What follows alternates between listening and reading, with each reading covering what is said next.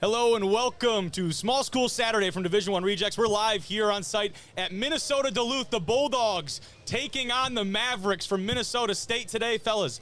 This is going to be an exciting one. And first things first, big thank you to Duluth for financing this trip. And I think that's something that comes up very often. We don't make money off this show, boys, but we do it for the love of the game, and we're very thankful for schools like Duluth that help to offset those travel costs. I'll tell you right now, you put the camera on me here, Gavin, every single cent that we make on this show, and there aren't a lot of them, that gets reinvested into this program tenfold. Everything that we do gets reinvested into the show, and that is something I am incredibly passionate about. What I'm also passionate about are the passionate people of Minnesota Duluth. This game day atmosphere, we've got a couple hours, fellas, before kickoff even starts off, and this place is already buzzing. Take a look here, a scene from the tailgate at Minnesota Duluth. These guys have been out here for hours. They beat us to the setup today, fellas. It's incredible. So we'll get into all of that and more in that matchup here. But first things first, per usual, need to introduce this wonderful, colorful crew that I've got with us. We'll go a little bit quicker because you guys met the fellas last week. But starting my left, your right, a man who shares my face, but not my name, it's Cade Manzo. What's up, buddy? Excited? I love that one, Kobe. As always, super blessed to be here. What an absolutely unbelievable atmosphere. I cannot wait. We get to do this and then watch an unbelievable football game after. I don't know how a better way to spend your Saturday.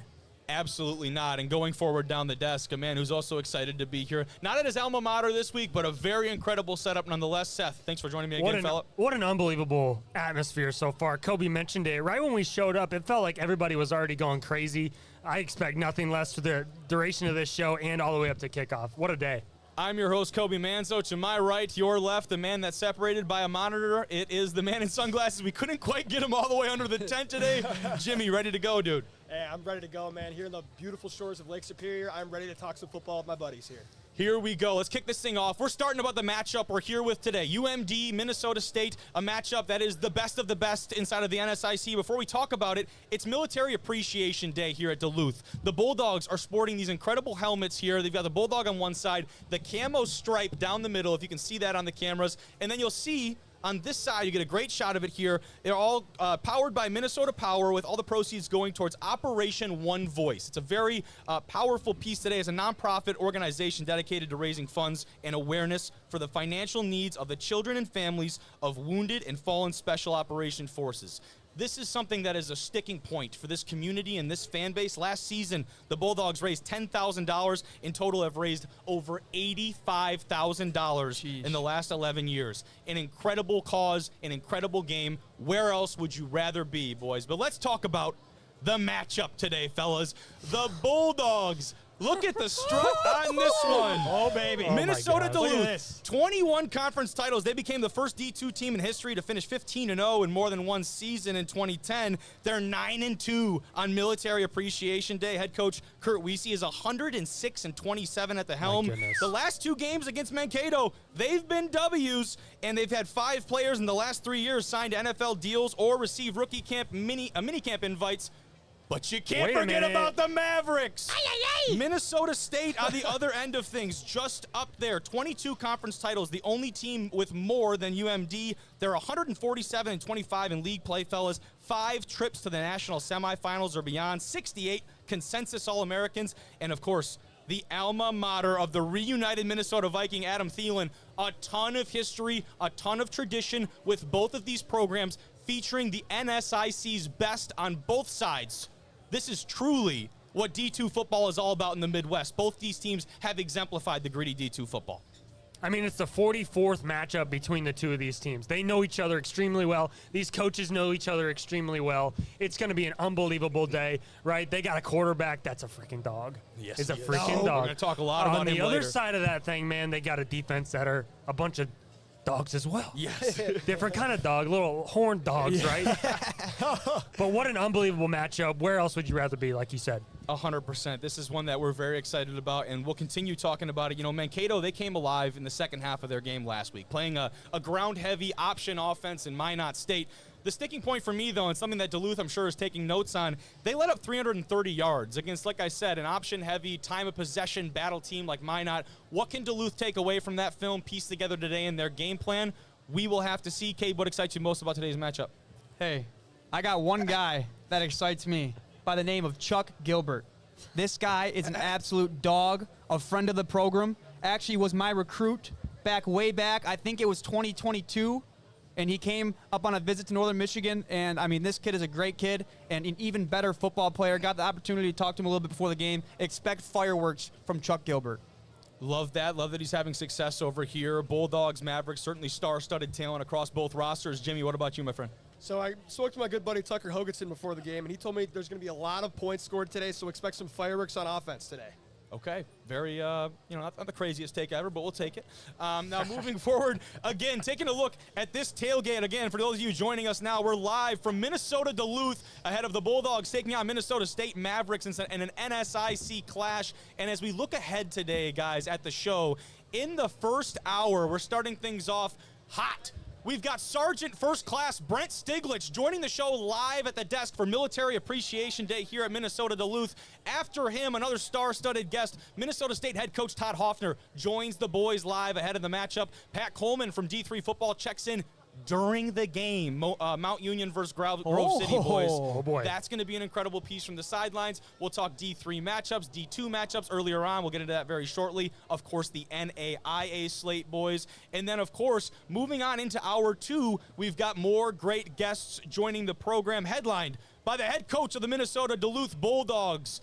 There he is right there. Kurt Wiese joins the show at 2:35, followed by a great segment on his quarterback, his top dog, if you will, Kyle Walljasper. We go into some under-the-radar games, and, of course, today, a little bit of a different format, boys. We're going to do our game picks, today's matchups, but then we are interrupted by what should be a very, very special occasion, the Bulldog Walk, where the entire Minnesota Duluth football team is led out by active duty and veteran service members, along with what appears to be an entire division of Hell's Angels parked off to our right. So very excited about the look and the feel of today's show, boys. Once again, here is a look at Minnesota Duluth ahead of this matchup. Here's a great look at the tailgate. We'll pan over and show off the stadium where it will all take place later this afternoon. The boys are set up in anticipation for an incredible matchup. But fellas, today is not the only game in all the D2 slates. We've got a lot of games at the D2 level that I think we just get into right away. The first of which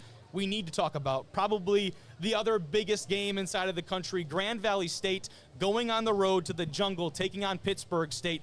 And we're going to talk about this one. It really is two national powers going at it, and one team that maybe hasn't seen success early on in the season. Seth, first, though, what can you tell me about the Lakers heading into tonight? Grand Valley, right? They're a team that we talk about all the time, right, in Division II football. Scott Wooster has led them to a 24-4 mark over the last couple of years. He's been the head coach over there. 2 playoff appearances, a GLIAC conference title. We always talk about them, right? They're 2-0 coming into this season. They beat Black Hill State last week, right, Kobe? But not convincingly, right? They let up 36 points to a Black Hill State team who has not had a lot of success recently, but one of the bright spots of their team so far this year, other than being 2-0, is their quarterback, Andrew Schuster, is off to a hot start in his career. He threw for 391 passing yards and 4 touchdowns, only 1 interception on the year so far. This is the second all-time meeting with Pitt State, right? Grand Valley won 24-21 with a victory over the Gorillas in the 2023 D2 playoffs at Lubber Stadium. Let's keep Schuster clean. Should be a good day for the Lakers if they can do that. Certainly could be, and you see some of the tape here from Grand Valley playing a Black Hill State team that I will say I was very impressed with their performance. To go into Lubbers and come out with a result like that, they actually were up early on the Lakers and had a kind of this moment of reflection of, holy, you know what, is this really happening? Now, Grand Valley, they rebound. You see Schuster here step up in the pocket and make some plays with his legs, with his arms, with that brain of his, and Grand Valley State prevails at home. The much bigger part of the story for me is Pittsburgh State. Having the Gorillas 0-2 was certainly not on my bingo card for 2025. Pitt State right now paying for the fact that they have what is by far and away the toughest schedule in all of Division II football. You open things up with the reigning, defending national champion in Ferris State. You have to go and play on the road at Central Oklahoma, one of the biggest pieces of competition inside of the MIAA. You don't get a break. Right? This schedule is not full of any cupcakes. So now to have Grand Valley in town is certainly a big one. This is the first game back in the jungle, down at Kearney Smith in Pittsburgh, Kansas. not Pennsylvania, for those of you who might be not familiar. Jackson Berry has certainly shown some promise at the quarterback spot. You replace a 3-year starter in Chad Dodson, a guy who has been a staple and a leader of this Pittsburgh State program. He certainly has stepped up to the task, but you also need to know about Jordan Rogers, the safety. He does it all on the defensive back end for Pitt State. And boys, we'll continue with the D2 slate. We've got Nebraska Kearney, Fort Hays State, another big-time MIAA matchup. Cade, what can you tell me about the Lopers? Yeah, and honestly, I'm just still trying to wrap my head around the fact that Pitt State might start the year 0-3, which is absolutely unbelievable. Kind of going to Nebraska Kearney here. This team's on a 2-0 start to the year. They had wins at Wayne State, not the GLIAC Wayne State, and the home opener versus Chadron State.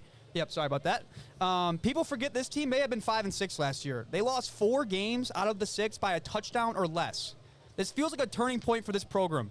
Isaiah Harris, this guy is a name to keep an eye on. Week 1, he rushed the ball 21 times for 165 yards and a touchdown. Week 2, he added another score on the ground, and the team had 4 rushing touchdowns in Week 2 alone. Another guy will jump out at you on this team is a guy by the name of Jaden Jude. He spent 2.5 years at an FCS member, Tennessee Chattanooga. The first week, he had slashes of 7 catches, just under 100 yards and a touchdown against Wayne State. And then last week against Chadron State, he had 7 catches for just under 70 yards, and he is explosive. Love that, and we'll talk about the Fort Hays State on the other side, the opposition for them today. And Fort Hays, to me, were very much a quote-unquote sleeper inside of the MIAA to pick to win this conference. And I was very surprised when those preseason polls came out. The coaches gave the Tigers a lot of respect in the preseason polls. Now, those polls were split. Central Oklahoma, Pitt State were taking the coaches and the media poll respectively. But this Fort Hays State team has earned the right and forced the right onto the national scene and national conversation. You go and you upset a big-time CSU Pueblo team in the Thunder Bowl on the road, a number 6 team in the country at the time. That's a win that's going to put you on the map. They were upset in Week 1 by Angelo State, a top 25 squad. This is a team that has been battle-tested early on, and I'm excited to see how they continue to roll that with a very talented Loper squad. Now, that was win number 90 for head coach Chris Brown. The Tigers blocked a PAT for the win. For me, all the great coaches say the great teams find a way to win. They don't care if it's by 1 point or 100. The Tigers have proven they've been able to do that throughout the course of this season. I have the Tigers picked to finish, if not 1, then 2 in the MIAA, ahead of teams potentially of the Central Oklahomas, the Pitt State, the Central Missouris. You go down that list, there's a lot of big-time talented teams inside of there. We're not even talking about the Emporias, and you keep going down that list, but Fort Hays State, very much a team to keep your eye on over the course of this season. Continue, though. Let's talk about Tiffin and Ferris State, the defending national champions, taking on Tiffin, a team that was picked very highly inside of the GMAC poll. The Dragons having to go on the road to take on the Bulldogs in Big Rapids, Michigan. And I'll flip things. Tell me about Ferris State. So I got 2 words for you. Wyatt Bauer. Ferris has, in fact, struck gold with this kid, going for 220 through the air, 107 on the ground, and 4 total touchdowns this last week over Lake Erie. Anytime also, you go 9 for 15 on 3rd down. That's good quarterback play. That's good O-line. That's great play calling. So excellent job by Ferris there. And expect nothing but excellence the rest of the season from Ferris. And also, let's not forget about that ferocious defense. Woof! Ferris State Ferris State is always physical. I get to see them live in person numerous times up at the Dome. So expect big things from Ferris today and the rest of the season as well. This Tiffin team has played Ferris State 7 times. This Tiffin team has experienced 7 losses.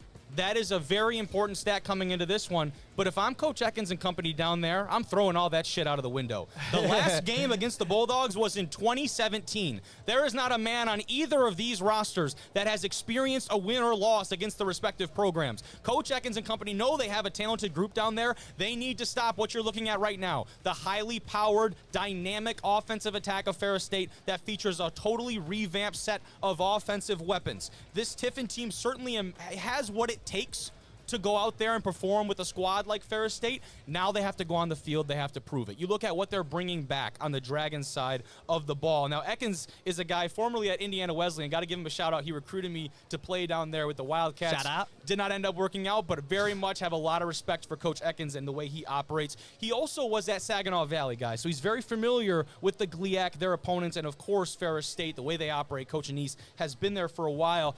let's talk about what Tiffin's bringing back. You bring back the Conference Player of the Year, Ronald Blackman, a name that you certainly should know if you know anything about the offensive backfields of D2 football. This is a guy that was a GMAC Player of the Year, 1,400 yards, 13 touchdowns a year ago. His running mate in the offensive backfield at the quarterback spot, that's Alex Johnson, the Offensive Player of the Year inside of the same conference. You flip over. Let's go to the defense. Chris Walton on the defensive side of the ball at the D-line spot. He was the Defensive Lineman of the Year.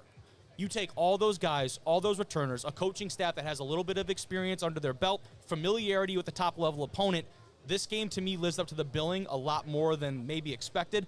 They've got dudes. And to me, the last note that I'll give you, I think, Jimmy, you could appreciate this.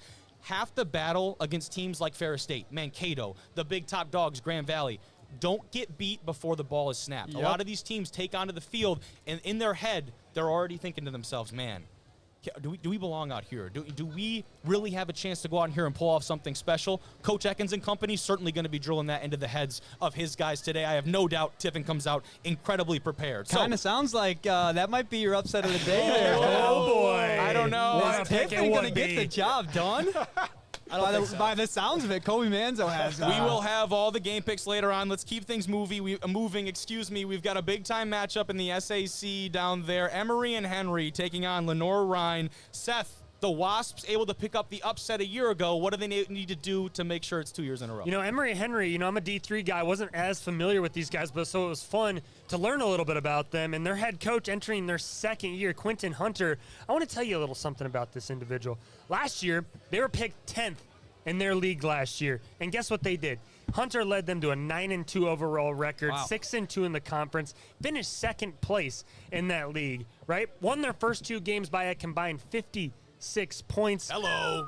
But Hello. here's one thing, though. Their quarterback, Charles Mutter, only has completed 44% of his passes throughout the Yes. first couple of games, but he's rushed for 5 touchdowns and averages 72.5 rushing yards per game. Their running back, Jordan Jackson, has also rushed for 126 yards per game. So you asked me, what do they need to do to get it done? Correct. Lean on that running game I all like day that. long. I like Run that a the lot. damn ball. On the other side of things, the Bears from Lenore Ryan, a team that has been a top national prominence for a long time, they get a new head coach and a man atop the mountain in Doug Sosha, who goes and wins a national championship, starts the football program at NAIA Kaiser down there in Florida, wins a national championship with the Seahawks, wins national awards for Coach of the Year, and says, I want bigger and better. I'm going to take on Lenore Ryan. There is no sleeping giant of the Bears. This is a very active giant, a program that is very intimidating to come in and take over. He has done just that, upheld the standard, and taken the Bears potentially to new heights. That's exactly what he's done. You got a tough loss week 0 against a very high-powered offense and attack in West Florida. They need to bounce back. They need to show it right away. I have no doubt that will be the case. Sonia Yates, he's the top deep threat for this Lenore Ryan team. I'm not going to lie to you guys. This team was pretty decimated by the portal. You lost a lot in your offensive skill department, a couple big pieces along the trenches of both sides of the ball. I still think they have more than enough weapons. The Bears have only registered 1 sack through 2 games, Seth. You would hope that for Mutter, a guy maybe struggling with a little bit of that completion percentage, give him a clean pocket, give him a clean reads and progression, see what those guys on the outside can do for him. Maybe he has a day. They got a few running backs, can piece you in the ground game. Like I said, lost a little bit to the portal. But really, to me, those are the kind of the big cliff notes. It's a bounce-back week for them. We'll see how they perform. Now, checking back in as we will have First-Class Sergeant Brent Stiglitz joining the program here very shortly. Let's take one more look, boys, at the tailgate action here from Minnesota Duluth. We'll pan over and show off what has already been an incredible turnout here from Bulldog Country. Oh, hell, we love it. Look at this place, Check man. this out, guys. Look at this place. This Yes, sir. is incredible. Bulldogs. Have you guys... This is Division II football. You can only see one of the parking lots behind that. us. As you get going even further out, we've got another parking lot full of dogs ready to fill this stadium How up. can you not love football, bro? This is football. Boston Connor. Football! Football! As far as the eye can see here, boys, I can't even see anything else other than those freaking tailgates. Let's go. Certainly not. We've got a great comment here that says, Massey has Duluth favored in every game the rest of the year. That's a pretty surprising one. How much stock do we put into? We're going to talk a little bit of those spreads Did he over unders graduate later from on. Minnesota Duluth? This is according to Massey. This is the stat from Massey. And how much? I guess Jimmy, I'll ask you, how much faith do you put into some of those Massey rankings and spreads, my I'll friend? tell you what, there's a reason why that guy's doing it, and another guy like Logan Hansen's doing it. These guys know what they're doing. They're very analytical, and they are smart dudes. I'm gonna trust the numbers here. He's right. Very much so. So we will get things going here. Give us one moment. And it looks like, yes, here he is. Come on up, sir. Joining the show now is a man that played in 39 games at linebacker for the Bulldogs. How you doing, sir? Welcome, welcome. He came back and he coached the outside linebacker unit here at Duluth. He went on from there to join the Army, move up to Special Forces in 2021. He's an American through and through. Please help me welcome to the set here at Small School Saturday, Brent Stiglich. Woohoo! Let's go, baby. Thanks for having me, fellas. Dude, we are so excited to have you. You can talk. You can almost kiss this thing. Get right up in there and talk to this guy.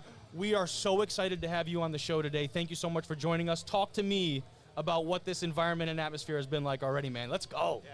Hey, this is incredible. I know I played in the first game. Right up in here, yeah. Perfect. So I played in the first game that Coach Weezy and Operation One Voice hooked up for, this military appreciation game back awesome. in 2013, and to see what it's become now, how it's grown, how the support, the environment is created around UMD and the campus and the football program it's incredible. It is. And in my experience too, again, I talked to the guys last night a little bit. I think I have a little bit of a unique experience in all of this because I played in the game, I coached in the game, and then now being in the military, having an appreciation and a deeper understanding of like what Operation One Voice does it's kind of brought everything full circle. Yeah, this is about as full circle as it gets for you, right? Yeah. I think that's a great way of kind of summarizing that. You mentioned it, sophomore back in 2014 when this event originally kicked off. I wanted to know, how did that inspire you that day, and how do you try and give those guys, you talked to them yesterday, we'll talk about it, but how did that inspire you that day, and how do you approach it now from that different kind of unique perspective? Yeah, so back then I heard, we had our first guest speaker was a guy by the name of Jack Nevels. He was a Green Beret as well. I want him to hear you loud and clear, sir. Sorry there you about that. go. Let me You get up got in there. it. Let me There get you up in there. go. I'm not used to the podcast. That's game like you okay, guys man. are, so, but yeah, I heard Jack Neville speak, the first ever guest speaker here for Military Appreciation Night. I think it just gave me a deeper perspective because at that time, you're in college, you don't really have a ton of experience outside of like kind of your own world, your own bubble. Sure. And he talked about his experiences, yesterday, or now it's Saturday, right? So on Thursday, right? 9/11, Yes. all that stuff. So he brought that up. He was in, Special Forces when that happened, and and he went overseas to take care of business. So hearing those perspectives and those, it just gives you a deeper understanding and appreciation for, the military and what they do. Also, that like, while football is a great game and everything around it, like there's bigger things in life. And I think this game just kind of highlights all that, and it's an amazing thing. It certainly is, and that's a perspective that you grew up with, right? Your father, your grandfather, both enlisting in the Army, correct? So my dad and my uncle actually. Your dad and your uncle. So Yes, my there dad we was go. in the 82nd, and then my uncle was in the military. That's so incredible. Hearing their stories and them talking about their experiences, I think always kind of planted that seed in my head of wanting to join and wanting to serve. Yeah, so thank you and thank them for their service. Absolutely. Very excited to have you join us. And what was presumably a very easy choice for you? Talk me through that. You went the college route, you finished college, and then decide this is the next step for me to join the Army and enlist. Talk to me about that. Yeah, so again, came to UMD right off the national championship. Yes, so, sir. Really exciting time to be here. I mean, it's always exciting to be a Bulldog, but in that particular moment in UMD history, it was very exciting. Came here, finished playing, and I kind of really, as most college kids, I didn't know what I wanted to do necessarily. So I came on in the spring, started coaching in the spring with the defense, and got lucky enough, did a good enough job, I guess, at Coach Weezy, and they offered me to come and be a GA for the team. So I did that, and then thought I was actually going to coach, go into coaching and do all that, but then I just decided, I just needed to. I've been at UMD at Duluth for 8 years, great place, but I kind of wanted to get out, see the world, and do a couple things. And again, that always kind of itched back in my head. It was kind of a feeling. So I decided I was going to take the step and just I love go it, man. full force into it. And we join the showed military, off the helmet here earlier today. I'll get the shot once again. We've got the Operation One Voice logos on this helmet right here. Talk about that partnership. How is that so important to you and the guys here? And what does an event like today contribute towards them and their efforts? Yeah, so Operation One Voice helps special operations veterans that are wounded and wounded special operations veterans.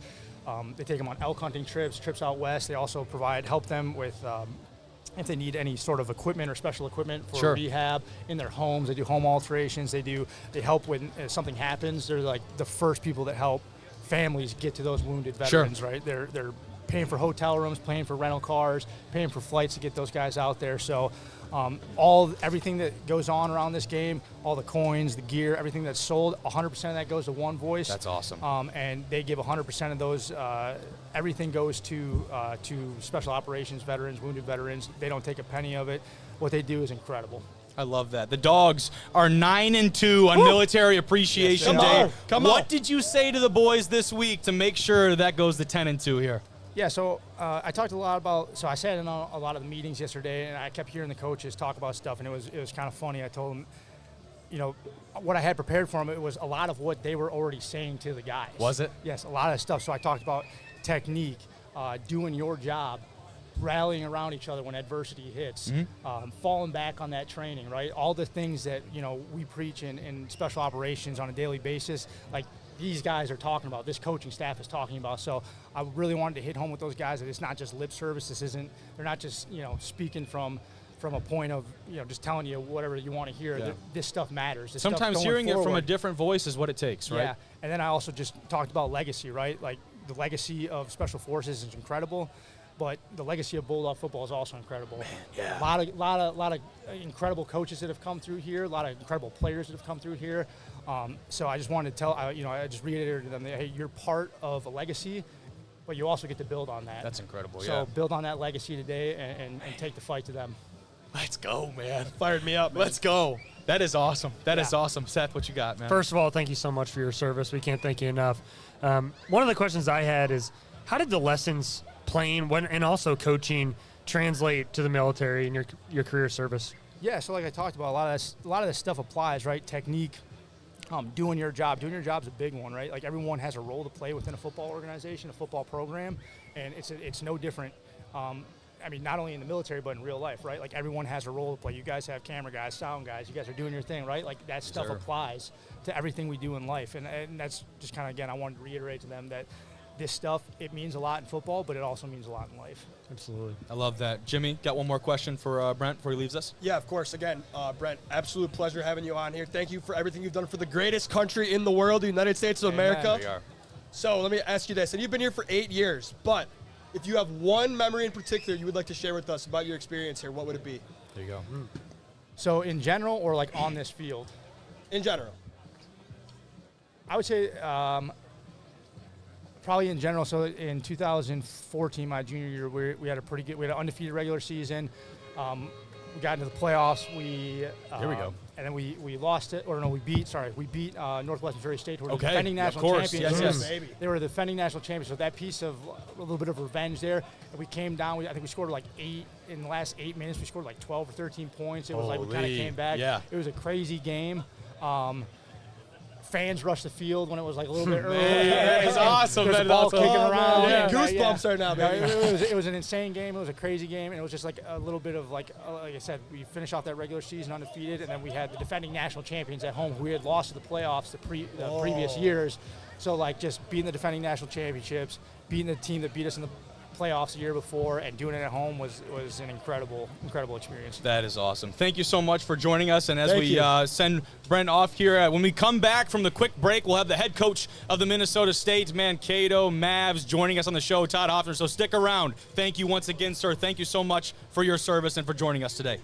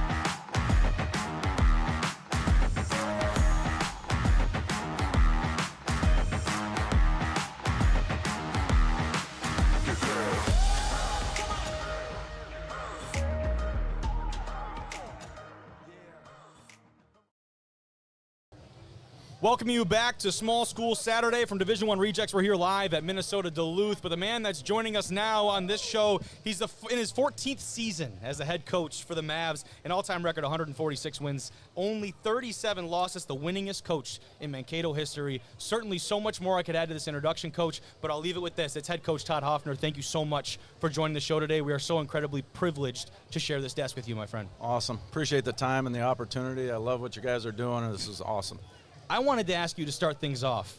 Your teams, I feel like there's a lot of teams in the country that come out and they might lay a dud. I'm talking about an absolute goose egg in week 0 or week 1. It feels like Mankato has certainly been the exception. How do you prepare your guys to maybe shorten that acclimation and adjustment period and come out and give their best ball early on? It feels like you guys are clicking on all cylinders. Yeah, no doubt about it. We played Northwest Missouri State in our first game, which is a perennial power. They were 5th in the nation in wins over the last 10 years, and we were 6th, 7th, something like that. So they've definitely done a fantastic job with their program, and we've been playing lights out the first 2 games since we started this week 0 stuff. So we've had the fortunate opportunity to win those games, and we did it in pretty dominant fashion. You did. And so we're excited where we're at. Maybe we should have played Duluth in game 1. Maybe we played a little better. Love that. Had to kick that helmet out for this segment. Let's get the Mavs front and center for this piece when we got you here at the desk. And you guys, you earned a spot in the national semifinal a year ago. I want to know how much of your message and kind of deal to the team this year is tied up in upholding that standard or trailblazing their new path. Obviously, a lot of guys that were a part of the last year's team, I think that differs a lot coach to coach. How much do you tie into last team's success or put into this team kind of blazing their own way? You know, when you start the season, you go off of last year's national rankings, right? Of course. So they have us really high. We're in the top 10, top 15 in the nation. And so those are last year's news. So when we beat Northwest Missouri State, the message was to the team, now you have those national rankings. They now are yours, and you own them. Prior to that, it was somebody else's news. Correct. It was yesterday's news. So, you know, now we have these rankings. Now we've got to live up to those expectations that others have put on us. And now I want to talk to you about Ryan stepping in as your OC. It feels like a phenomenal story that we definitely need to mention on here. A guy who I'm sure you'll tell me you had the privilege of coaching him here, a guy you got to see develop. And he's a big piece of that 2019 team that made it to the Natty. What has he shown you about, I think, a year and a half on the job, and how rewarding has it been to have that reunion of coaching him and bringing him back on in such a pivotal role of your staff now? Yeah, there was 3 guys we tried to hire a couple of years ago when we hired Coach Schlichty. He was one of 3 highly sought-after coordinators, and it was great that he was a former quarterback for us. Yes. He led us to a national championship appearance in 2019. He's done a fantastic job with our 2 upstart quarterbacks. We have 2 young men, and Maximus Sims and Mitchell Thompson, who are splitting some time currently at the quarterback position, and that's something that he did when he played too. And the last time we won up here was 2017, and he was the quarterback. That's awesome, man. Now talk about like local, homegrown talent. 4-year starter here came out of Mankato West, if I do believe I did my research correctly. You got some good talent over there, and you keep them around in that program. If you got a good one, you like what you see, you keep them in that building? Yeah, no doubt about it. So for the first time, Coach Schlichty never had to experience this, but the first time last night, Mankato East beat Mankato West. First time in 19 years during the regular season. So it was definitely a magical moment for the east side, the west side. We love those guys too, but they had what's called the jug. It's the trophy that they play for. But trying to keep local talent in the area and keep them on our roster is really important. We don't get to keep them all, but it's great to have them. Absolutely. And I'm assuming that was must-see viewing for you and your staff then? Yeah, there's no doubt about it. We right in your backyard, right? You got to win that. Yeah, we got to win those fights. We don't win them all, but we do love it that Coach Schlichty came and balled out for us and did a really good job. He certainly has done that and certainly did that in the past. Talk about the other side of the ball. Is it much nicer to see my man Marcus Hansen in the right colors this time around? You know, it's great. Marcus Hansen had a lot of success against the Bulldogs, and we lately have not had that kind of same success. So Marcus will be one of our captains today. He's a guy that gave a little message to the team, and we really, cherish him. He's a quality young man, phenomenal person, great student, great football player. He's a complete package, and we're happy he's wearing our colors in number 95 today. Yes, sir. I'm excited to see him perform. We had the chance to have him on the show back when he was with the Beavs, but we definitely need to make that reunion now with the Cato on his chest. Seth, what do you got for Coach? Coach, it feels like every single year your team amplifies one trait, and that's toughness. Is that a daily discipline that you guys are preaching every day? Does that go into the recruiting process? You're trying to find those tough individuals? Tell me about that. Yeah, I think it's important that we're mentally, physically, and emotionally tough, right? And we're going to face one of the toughest teams in our conference. They play physical football. They play fast. They're going to call for the question. They're going to try and put the chokehold on you when it comes to constricting what you do. So we'll have our hands full, and we try and pride ourselves in that too. And that was a part of the magical run last year. We went to the NCAA playoffs and made it to the regional championship and won that against Bemidji. So we've had some national success, and hopefully today's another opportunity for us to showcase our talent. Absolutely. Got one more for you from Jimmy, Coach. Yeah, Coach. Thanks again for coming on the show. It's a pleasure to have you. So let me ask you this. How do you balance player development along with the astounding success of your program? You know, it's tough. You know, in today's day and age with the transfer portal, it's like a new roster every year. We do try and bring in our nucleus, our ground floor guys and day one guys, and bring them through the program. And then we'll backfill any needs that we have with transfers. And we've had some success, and hopefully today we're going to play the best team that we played on our schedule in Minnesota Duluth, and it'll be a tough contest for us. But, you know, trying to get that cohesion, that continuity, that gel, all those things. We're in the infant stages of 2025, and today will be a phenomenal test for Minnesota State Mankato. Hold on to the ball. Don't put up any turnovers. Play your brand of ball, of course. Exemplify that toughness. What else can you tell me about keys to today's game for you and your staff and your team? You know, our big five are, it's called the five-star system. So Okay. we want to win the turnover battle. Sure. We want to rush for 200. We want to stop our opponent from rushing over 100. We want to score 31 points, and we want to hold our opponent to 19. That's our star system. In our first game, we played lights out. We had 4.5 stars. And Like that. so, Like that. But, you know, our last game, not so much. We were 3.5 stars. We didn't probably play the greatest, but, you know, it was definitely set up to be a trap game last week against Sure. Minot with this on the horizon. So we'll see how we play today. It's going to be exciting for these young men to play in such a phenomenal atmosphere when you have the Military Appreciation Day. Yes. And, you know, hearts out to all those peeps. And, you know, it's just a phenomenal venue. I told our guys, you're not going to play other than at home in homecoming at our place. Mm-hmm. You're not going to play in a better D2 venue than University of Minnesota Duluth today. Absolutely, man. We take another look here live at the tailgate from Minnesota Duluth, and this parking lot is shoulder to shoulder. It's sardines here at Duluth, Coach. Which, very much, I will say, I want to give you a credit for this too. These guys wouldn't show up if they thought this was going to be not a barn burner or a great matchup. This is a credit to you and the program that you've built as well. You've built up this matchup, this rivalry. I want to talk about a little bit more about that Minot State game. You guys, you mentioned it. You let up a lot in the rushing game. What are, without getting technical with me, of course, still got a little bit of time before kickoff. Yeah. What are some of the things that you know you needed to address defensively to get a little bit of a better result here Saturday, rushing defense, that front seven against the attack from Duluth? You know, nobody in our league does what Minot does. They run Yes. the split bone, the wishbone, the veer of the eye. They run all versions of the triple option, right? And they're really, really good at it. And that's a tough animal. Today, we're going to play a Minnesota Duluth offense that is almost equally as tough because of the quarterback play, the quarterback running the game. You know, if we can't stop the run, it's definitely going to be a long day for Minnesota State. Last one for you. What has surprised you about this squad so far at Mankato in 2025? You know, how we got off to a great start. We had so many new faces on defense. We had quite a few returning on offense. But just how we started the season against Northwest Missouri State, really, really impressed with how we showed up, showed out, and balled out in that game. And really loved what they did in that game. The second game, you know, there's some things that the people were proud of, but, you know, we probably underestimated our opponent, but I don't think that'll happen today, that's for sure. But to be able to do that and come out with a win, that's important, right? To be able to move on, to make those adjustments, and also still have the result. It's really important for us to defend our home turf. That was a really big part of this season, and we have 6 home games this year. This is our first road contest. This is Duluth's first home game. There's going to be a lot of juice in this game, a lot of excitement, and people who can keep their head, I think, will be all right and be able to play continuous football and hopefully get some first downs. A lot of energy, man. And stop a prolific offense, right? Yes, These sir. guys are nothing short of amazing. Yes, sir. Thank you so much for joining us, Coach. We're going to get the Cato faithful rolling up here shortly, I hope. Yeah, I hope so. Hey, I got to tell you something. I got to get a shout out. I got to get a shout out to my son, right? He plays at UW Eau Claire. There you go. 2-0 Blue Golds. Here we right? go. How about the Blue Golds? You're I know we talking got to some Stouties Yes, and sir. River some Falls. Falcons here. I mean, Yes, come sir. on. Come on. Give the Golds a little love. You got to do it. Get a little shout They out. could be back in the conference, Coach. They could be back. Coach Hoffner, thank you so much for joining us, my friend. You are all set. We really appreciate you taking some time. We are so pumped to get on the field after the show and watch you guys You go guys at are it. amazing. Thank Horns you, up. man. Thank you. Thanks, Coach. Head coach of Minnesota State. That's Todd Hoffner, everyone. The absolute man. Thank you. Appreciate it. Had to get a little plug in for RF. Yeah, there you go. Absolutely. Thank you very much, Coach. And here we go, boys. We're ready to roll right into the next segment. Pat, you got me there? I do. You got me?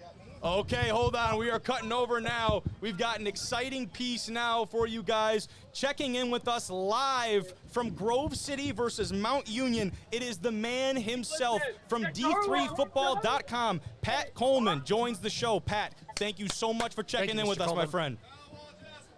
Yeah, absolutely. I'm not always in such big fancy places for Division III football every Saturday, but it's been good to join you here for the first 2 weekends as the Minnesota guy in Pennsylvania. Absolutely love that, man. What can you tell me about that matchup down there, Pat? Yeah, it's been, let's put it this way, Grove City scored first, and it has been all Mount Union ever since. It is 42-7. Mount Union with the lead here. We're about midway through the third quarter. I'll tell you guys, Mount Union quarterback Mikey Maloney is as top of top of here. 15 to 21 for 187 yards in the first half and ran for a touchdown. He's had a great hookup with Rich Turner, wide receiver, moved to the slot this year for the Purple Raiders. He had 6 catches for 94 yards in the first half. This was 35-7 at halftime. No, 28-7 at halftime. Not being they scored twice. It's a huge crowd here, and they've been enthusiastic. Grove City's had a little trouble getting stuff started on offense. They've had some success running the ball earlier, but just not enough to keep the chains moving against the Purple Raiders. 6 interceptions for that Grove City squad. How have Ben Bladel and company shown up today? Obviously, sounds like Mount Union's gotten the offense rolling. What have you seen from this Grove City defense? Any bright points or silver linings? Man, you know, they've gotten a couple of stops here and there, right? It has been they are not outclassed defensively. The problem is that you know, offensively they're not able to move the chains. They've had a couple of short fields to deal with, and you know, Mount Union just has a lot of talent. Mikey Maloney's able to extend plays with his feet, and that enables guys like Turner, guys like Jacob Cockrell, guys like Davey Grant to get open. They've just had to defend for too much time, basically. So, I mean, they look pretty good, but, you know, Mount Union can make lots of teams look like this, frankly. They certainly could. Now, the Purple Raiders let up 22 unanswered last week against a talented Wheaton squad. Seems like those issues have been addressed. What have you seen that's maybe changed on that side of the ball for the Purple Raiders? Well, great question. I mean, we're a 6th-ranked team and counting here in the third quarter. And, you know, is there a letting up off the gas like there was last week? It's certainly a possibility. We won't know that maybe until here in the fourth quarter. But, you know, Mount Union certainly learns from those things. It's mostly about, I think, in that case, what was the offense doing in the fourth quarter last week? Right? Were they still playing with their full playbook?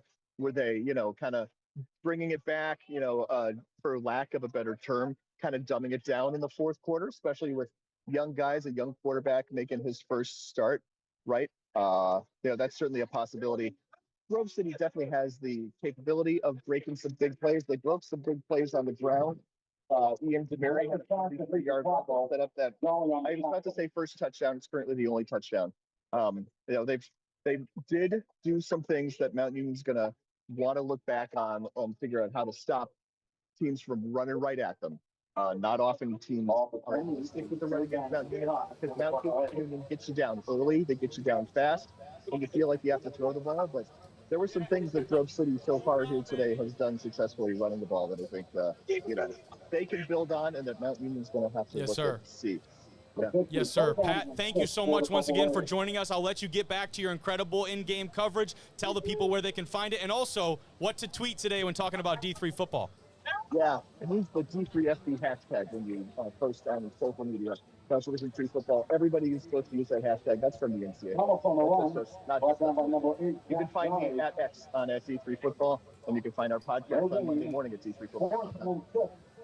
Pat, you're the absolute man. Thank you once again for joining us live. You make this show better every time you come on it. Thank you, sir. We'll let you get back to it. Thanks, guys. All right, that was Pat Coleman from D3Football.com. Boys, another electric piece there.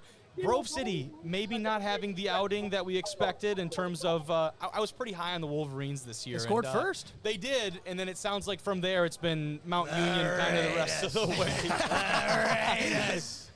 Let's talk some more of those D3 football matchups, fellas. We're not going to start with them. That game going on right now, Grove City playing at home against Mount Union. Let's start things off, fellas. McMurray and Hardin-Simmons, two teams down in the Lone Star State, squaring off later today. Cade, what can you tell me? Yeah, first of all, what an amazing job by Pat. I mean, that was awesome. Right there on the sideline, that's what it's all about. I'll kind of dive into this McMurray team here. They did lose week 1 to a Southwestern University, 27-19, one-score game, obviously two-point conversion. They are on the road for the first time against a tough, proven team in Hardin-Simmons.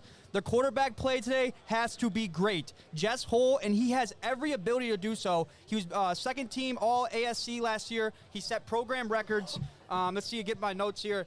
And it's not like Hardin-Simmons came in last year and blew them out, right? They lost 12-17. The offense has to have numerous big plays for their defense, and the exact opposite for the They have to have numerous big plays, and for their defense, the exact opposite. They have to limit those big plays. And lastly here, the key to my game, or the key to the game in my eyes, wow, I can't talk.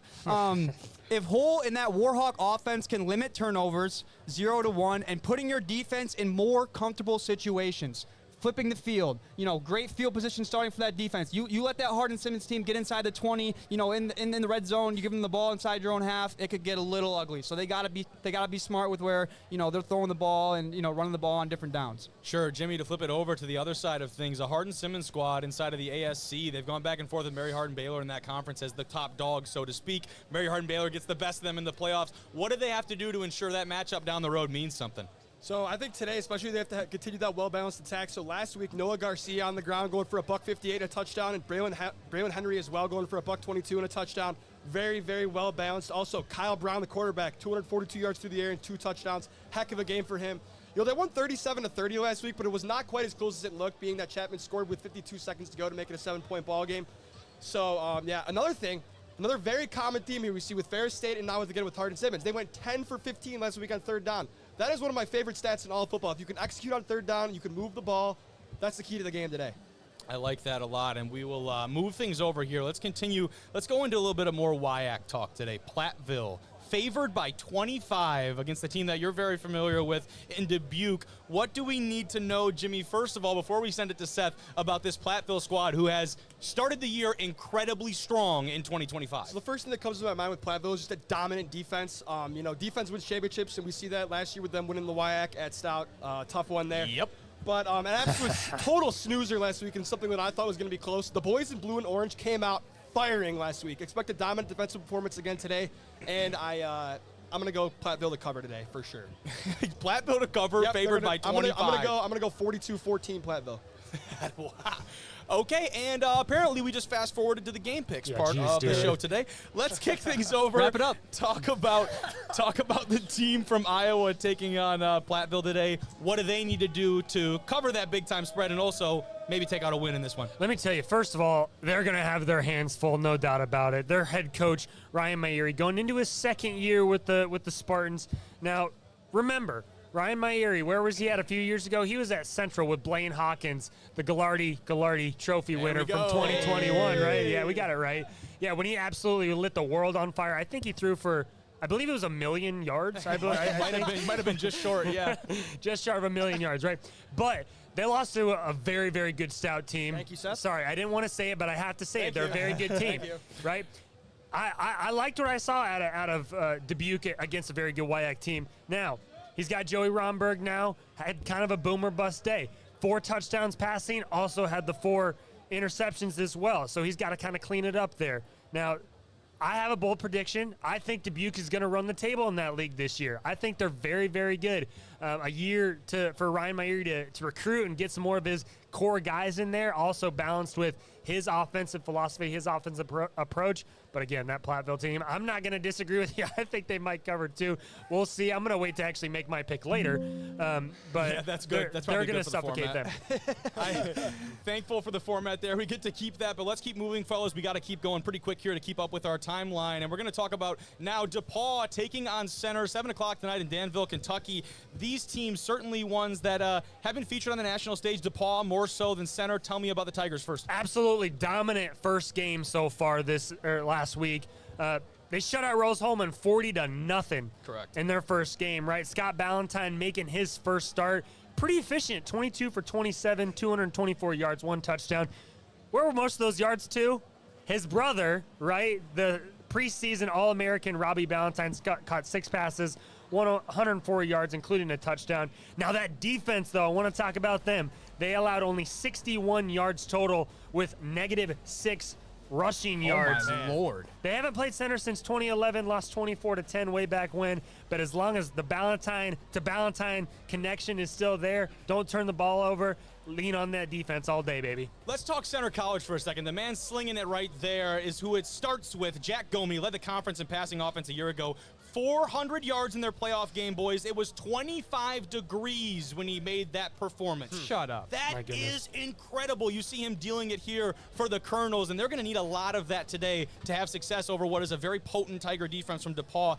Jack has been described as a big game guy. That's exactly the type of guy I want leading my program and my offense in between the white lines. This game has not been played in over a decade between these two teams, but it started in 1917. A lot of history, maybe not so much recent history in this matchup. The piece for Center and every team in America, no self-inflicted injuries. The Tigers are 9-0 under Coach Dietz when their defense or their special team scores a touchdown. Great stat, Kobe. Great stat of the day. Stat of the day. I also will save my pick until later. Let's go. Keep going quickly here. The 11th annual Believe Bowl. RPI taking on Utica. Cade, start me off quickly on RPI. And what a name, right? The Believe Bowl. This RPI team, they're 1-0. They beat WPI week 1 on the road, 26-9. Here's a guy I need to look out for today. Caden White. He had 90 yards on the ground, added 2 touchdowns in that game week 1. Look for that type of production today in this matchup and this week as well. Now, here's a little stat for you as well. These teams haven't played each other since 2019. RPI won that game 35-33. And the fun stat of the day, up through 2019, they had played 12 times. RPI had won 9, Utica 3. If you're a stats guy like myself, you know which way to sway. Seth, give me the rundown It's a poet. on what we need to know about hashtag Fear the Moose. Well, here's the first thing you need to know about Utica is the performance of the week last week, potentially out of Tyler Zalowski. Threw for 528 yards and 4 touchdowns last week. Ridiculous. 3 different receivers had 125 yards. Tyshawn Taylor, Antonio Ciafari, I probably butchered that, and Bryce Palmer, right? But on the other side of the ball, RPI only allowed 185 yards last week, so I see it as, is this Utica team going to keep up this passing offense, right, against a better passing defense in RPI? 100%, fellas. Thank you for getting that going. Now we are going to turn our attention to today's NAIA slate, and who better to talk about the NAIA slate than our dear friend, Mr. Matt Schwarzler, joining us live here from Small School Saturday. Look at that dapper from guy. The incredible studio setup over there, Matt. I believe you've got some obligations later, but thank you for joining us, my friend. Yeah, of course. Glad I could spruce up the place for you guys, and I'm glad we all got the black polo memo today. So love to see that. But pleasure to be on here with you guys. Excited to get rolling here with some NAIA coverage. That is awesome, Matt. Let's start things off here very quickly, and we're going to start with what is probably the matchup of the day in NAIA football. St. Thomas taking on Lindsey Wilson. Lindsey Wilson had a very kind of surprising start to the year. Massey's got him at favored by 10.5 points. Tell me what they need to know about their opponent, St. Thomas, down there in Florida. Yeah, absolutely. This is a top 10 program down there in Florida. Coach Bill Reichel coming off of his 50th win last week in year 7 as a head coach.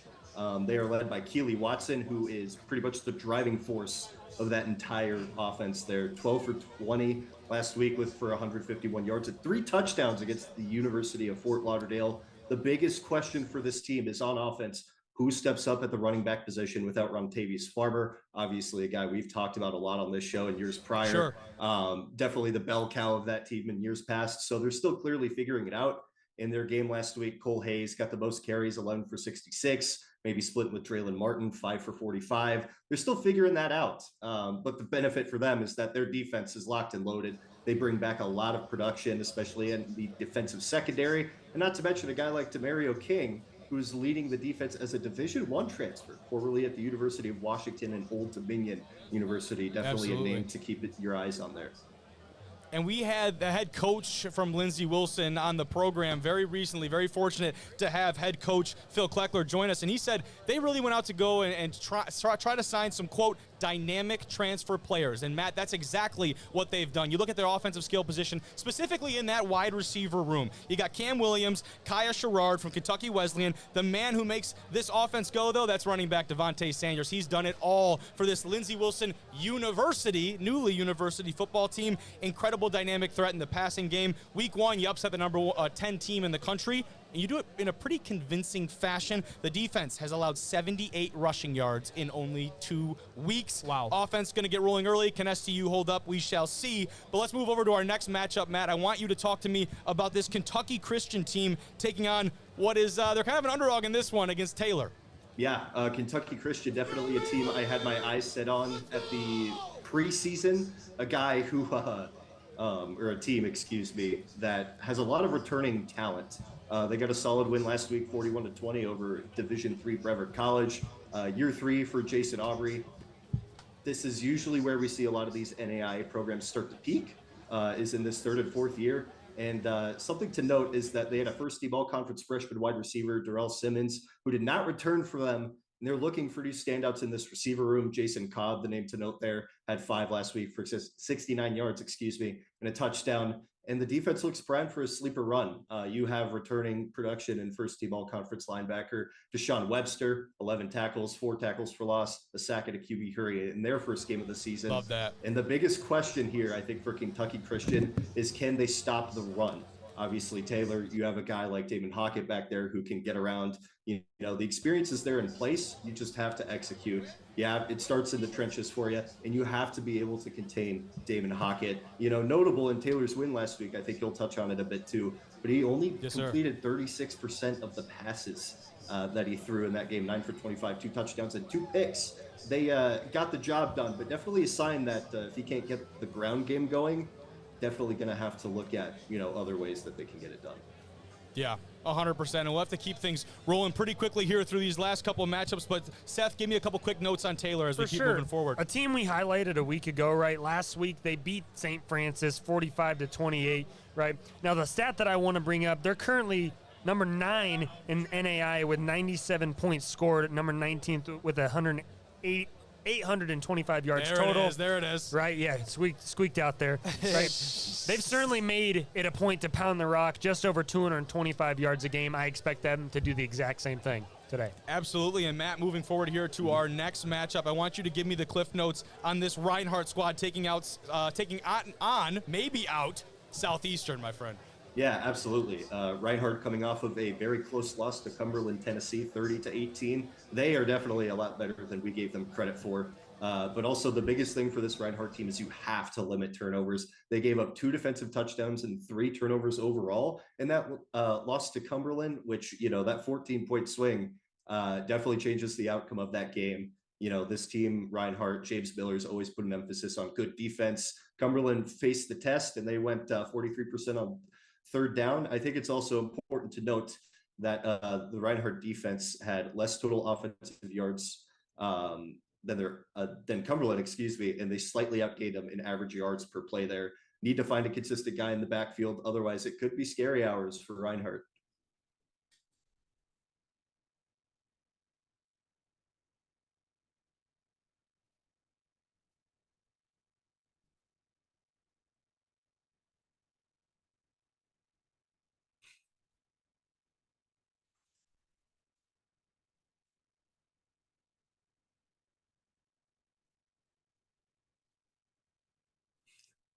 Also a massive problem with 3.5 tackles for loss and 1.5 sacks. And also, This game lasted 4.5 hours last week. I have My to imagine there was a goodness. weather delay or something, because that is an astoundingly long football game.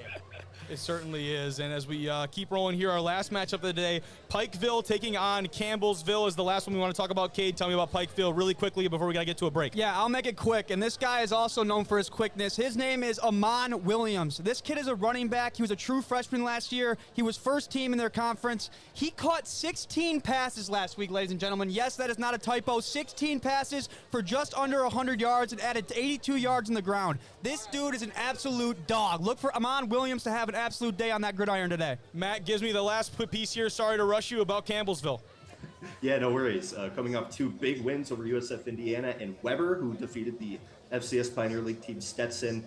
This program is really hitting its stride right now. They've made a lot of improvements. The big thing is also going to be turnovers for this game.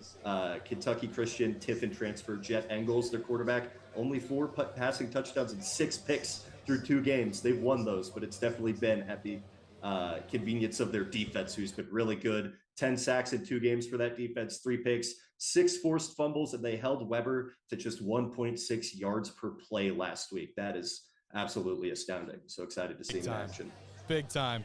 Thank you so much, Matt. We appreciate you, brother. So glad to have you be a part of this show. I want to get you behind this desk in person, but for now, Zoom left to do. Thank you, Matt. Yep, appreciate it. Take it easy. Absolutely. Now we'll move things over here as we continue on Small School Saturday, and I believe we're going to go cut to the man. We need to get his microphone working here. Let's go to Gavin behind the camera. Jabbo's Gavin. Hut. Yeah, Let's go. I think you've got a good small school football fact for us about Duluth here, Gavin. I got a little bit of cheese for my boys to nibble on, my trivia boys. I don't know if you guys knew this, but there was once an NFL team in Duluth. The Duluth Eskimos, actually once the Duluth Kellys, named after a hardware store here in Duluth, but they changed to the Eskimos, and they are dubbed by Joseph Carr, the NFL president from 1921 to 1939, as the team that saved the NFL. Okay, these boys in 1926 traveled, was it 1926? I don't know. Okay, they traveled 17,000 miles in 4 months. Okay, 17,000 miles. You hear that? Okay, yeah, and they won in 29. That's crushing it, baby. Jabbo's Hut. And a guy named Ernie Nevers. Okay, I don't know if you heard of this guy. He's almost as tough as me. Okay, he played 1,704. No, out of the 1,740 minutes he could have played, he played 1,714. Okay, he holds the record for the most points by a single player in an NFL game with 40. Okay? Oh my goodness! The Hall of Famer. He's the man. Okay, and then he left. Then he was gone because they were bad. They got sold back to the NFL because they weren't very good. But they are dubbed as the team that would have saved, that did save the NFL. I love it. Hey, round of applause.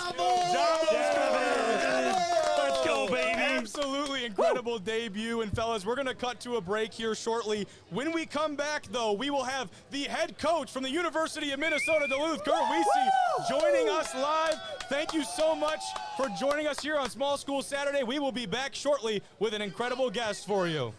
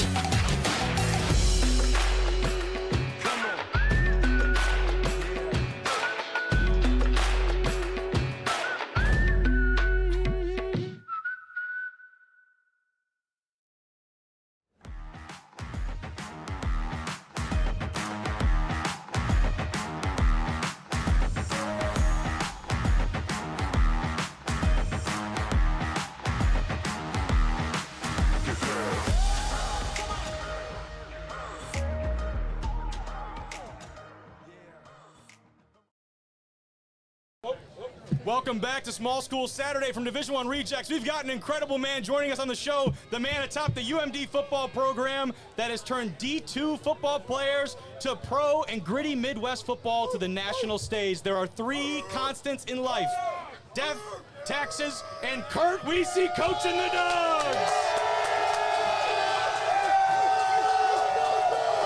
Oh, baby. This place is absolutely rocking. Minnesota Duluth, we are so excited to be here. This is unreal.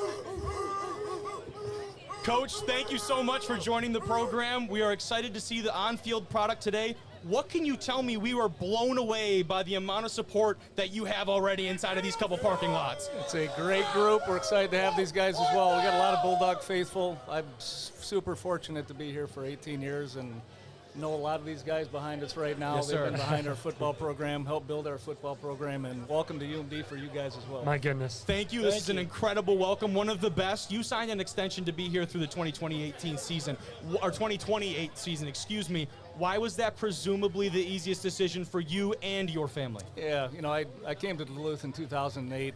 We had plans to stay here a year. Just talked to all of our recruits a couple hours ago about this, and we moved here in Duluth, Minnesota. You fall in love with this place when you're here. We got a lot of support. Our athletic department has been tremendous, and you look behind us right now, game day at UMD Yes, for sir. Division II football. There's not a better place. It is absolutely astounding. You look at the turnout here at Duluth, and I've had quite a few people ask me this week, Coach, they said, Kobe, how the hell is Kyle Walljasper still playing football? And that should tell you exactly what you need to know about this offense. How much better will the rest of the conference sleep at night when he is no longer your signal caller? And what can you tell me about coaching that young man? There's a chance he gets the football a lot today. Kyle Walljasper. There we go. I love that. He's been a staple for us, just a tremendous leader. He loves the football in his hand, loved to run it. He's doing a very good job throwing the football this year. But, Kyle is a 3-time captain for us. I've Yes, been sir. here 18 seasons. We've never had one before.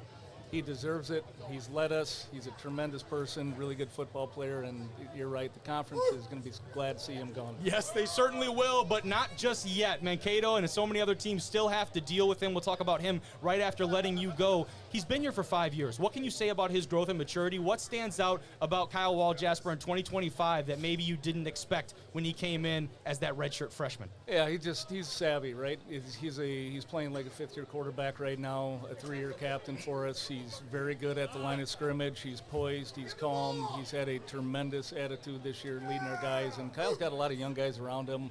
He's been missing Deshaun Ames and Ryder Patterson, two of his top targets. And, unfortunately, those guys haven't been there for him this year. So Kyle's been able to distribute the football to a lot of other people. And he's done it well. He's helped lead those guys, make sure they're in the right spot, ready to go. And he's played well here through week 2. And I want to talk about the other side of the ball. Your defense is one that's littered with some younger names maybe that we aren't so as familiar with at those key positions. What has been the growth potential for that group? I think from an outside perspective, they've certainly been playing up to standard. What can you tell me about that side of the ball? Yeah, we had to really rebuild our front seven this year. We lost a lot of guys, a lot of really good guys at graduation last year, but we did have our entire secondary back.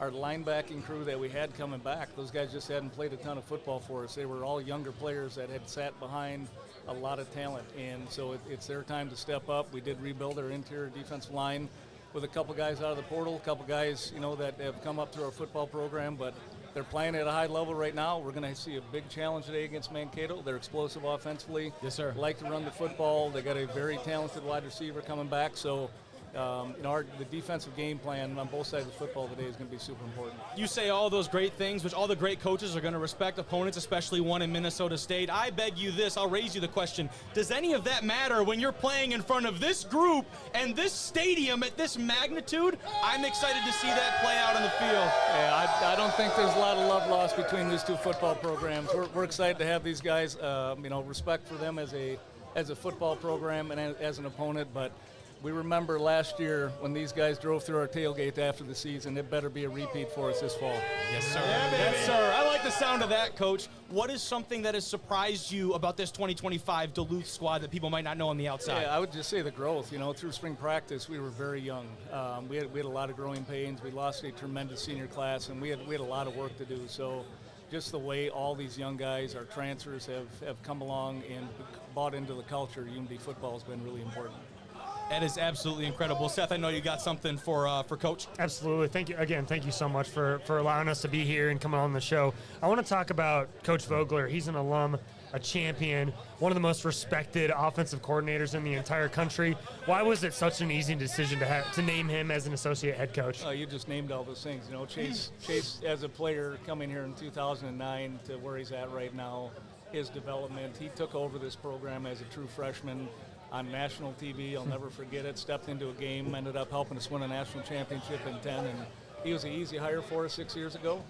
Chase is a guy that can help build the community. He's a guy that our players have a lot of respect for. Obviously, I do as well, and a guy that, you know, is going to continue to develop in his career. We're fortunate to have Chase in Duluth right now. Jimmy, you got one for Coach? Coach, thanks again for coming on. Obviously, you've had some undeniable success as the head coach here. What ways do you approach the feedback process on the field and as long as the film room as well? Yeah, I think you look at the process right now, just I think from both of our coordinators, both of these guys have been here a long time. They know Duluth football inside and out, so you put a lot of trust in your coordinators to be able to manage the game, you know, and on game day for all of us, we're all working together to make sure that we're working the sidelines. Obviously, the iPads have been a big addition to us, you know, throughout the season here. So continue to trust those guys, put a lot of stock in our preparation throughout the week, and look forward to game day. Coach, let me tell you something. You are a consummate pro, and I give you a lot of respect for that. I can't help but crack a smile with these guys behind us. Like you said, got a lot of personal relationships with those guys. Talk to me about the buy-in and investment from the community and the fan base. What does that do from a recruiting pitch, and how has that helped you prop this program up as one of the best in all of Division II football? It's been an awesome thing. And again, me here for 18 years, a lot of these guys have played for us. They're bought into this football program. Yes, sir. Our community bleeds maroon and gold. We are so fortunate to be here, and Operation One Voice has helped build military appreciation game, which has been a really, really neat thing for us as well. So it's awesome having these guys back. It's good to see everybody back for game day, and I know they're excited to kick the season off here at home. Yes, sir. We are so privileged and so appreciative to be a small part of what you guys are doing along with Operation One Voice. And the last thing that I will pose to this group is, what do we think about the Dogs' chances today against Mankato?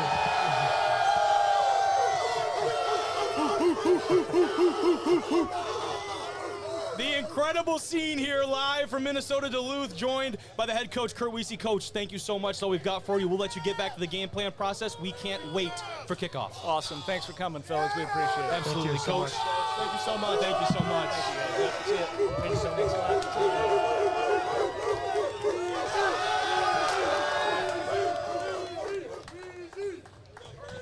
Dude, this is awesome. So sweet.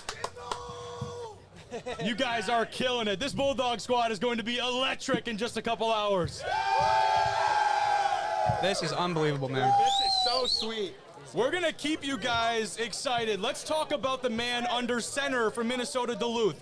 Kyle Walljasper is a name that has haunted defensive coordinators across the country and across the NSIC for longer than I can remember. And fellas, when we go in, we take a look at the success that Kyle Walljasper has had inside of the conference. Take a look here.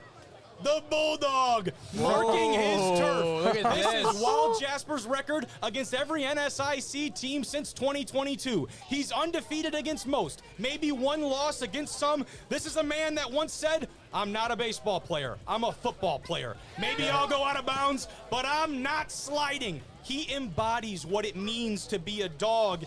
This is a guy that has fared with some of the best in conference competition. Only a few teams have had his number inside of NSIC play. He squats 600 pounds. He runs a 4.7 40-yard dash.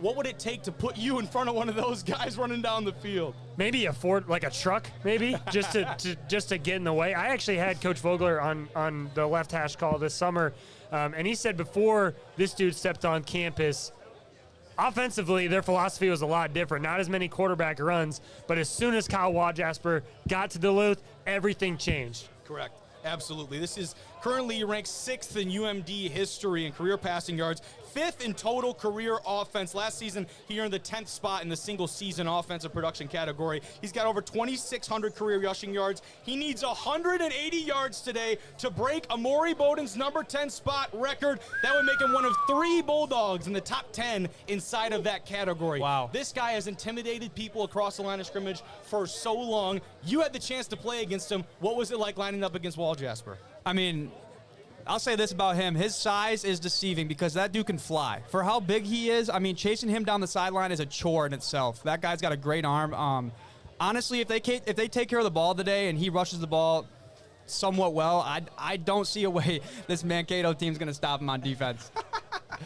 We talk with Coach Hoffner. He obviously has a ton of respect for Wall Jasper and what this Duluth offense has been able to do. Seth, from the perspective of offensive signal caller and coordinator, what do you do when you have someone that multifaceted inside of the offense and also someone who's unafraid to take that physical beating and be the bell cow for your offense? Well, it's actually funny you mention that because River Falls is very similar. We were there a week ago. They're they do very similar things. Actually, Coach Vogler and Joe Matheson, they actually worked together for a while, right, at the University of Minnesota, I believe, or at South, I believe. Can't remember. But anyways. One of the two. We'll figure it out. We'll let you know later. Notes. Right? But very similar, right? It's a nightmare game plan against if you are defensive coordinator, right? You can load the box, great. He's got a great arm too.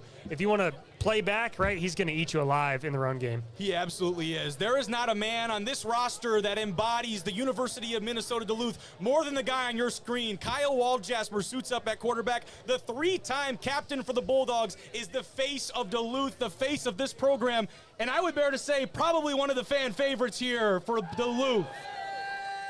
We'll take that as a yes. They certainly had a great energy so far. Once again, if you're just joining us live from Minnesota Duluth inside of the tailgate, here are the scenes from Duluth ahead of the matchup against Minnesota State Mankato. The Bulldogs have come alive inside of the tailgate.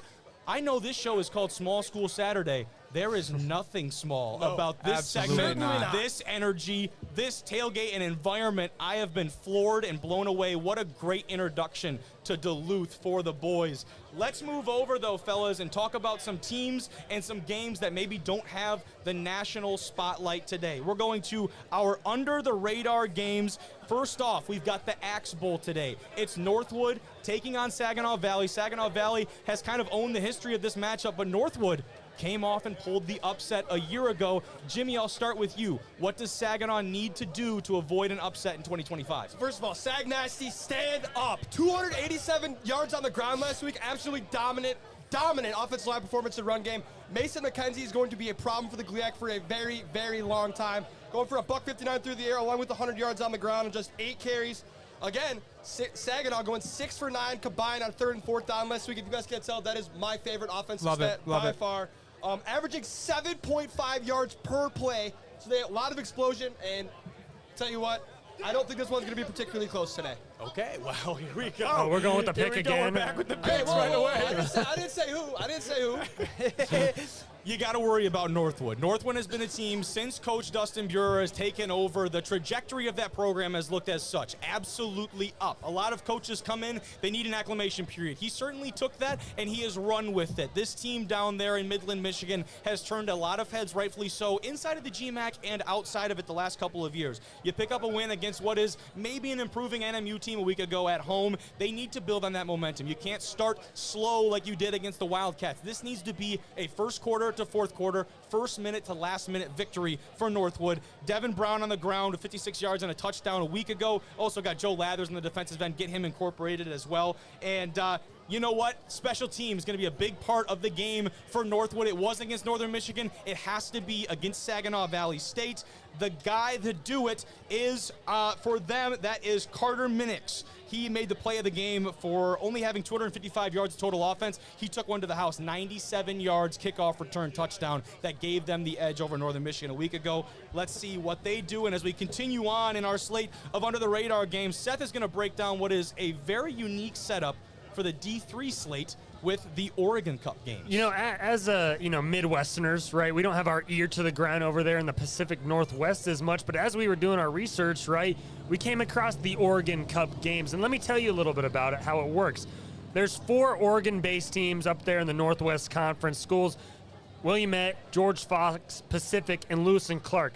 They compete on a rotating non-conference football series. Started all the way back in 2023. They've played in 2024, and now they will play for their last regular game of this series now in 2025. Wow. And next year, right, their championship game will be next year in 2026. So a very, very cool format. I think it's potentially one of the coolest formats I've seen in small college football.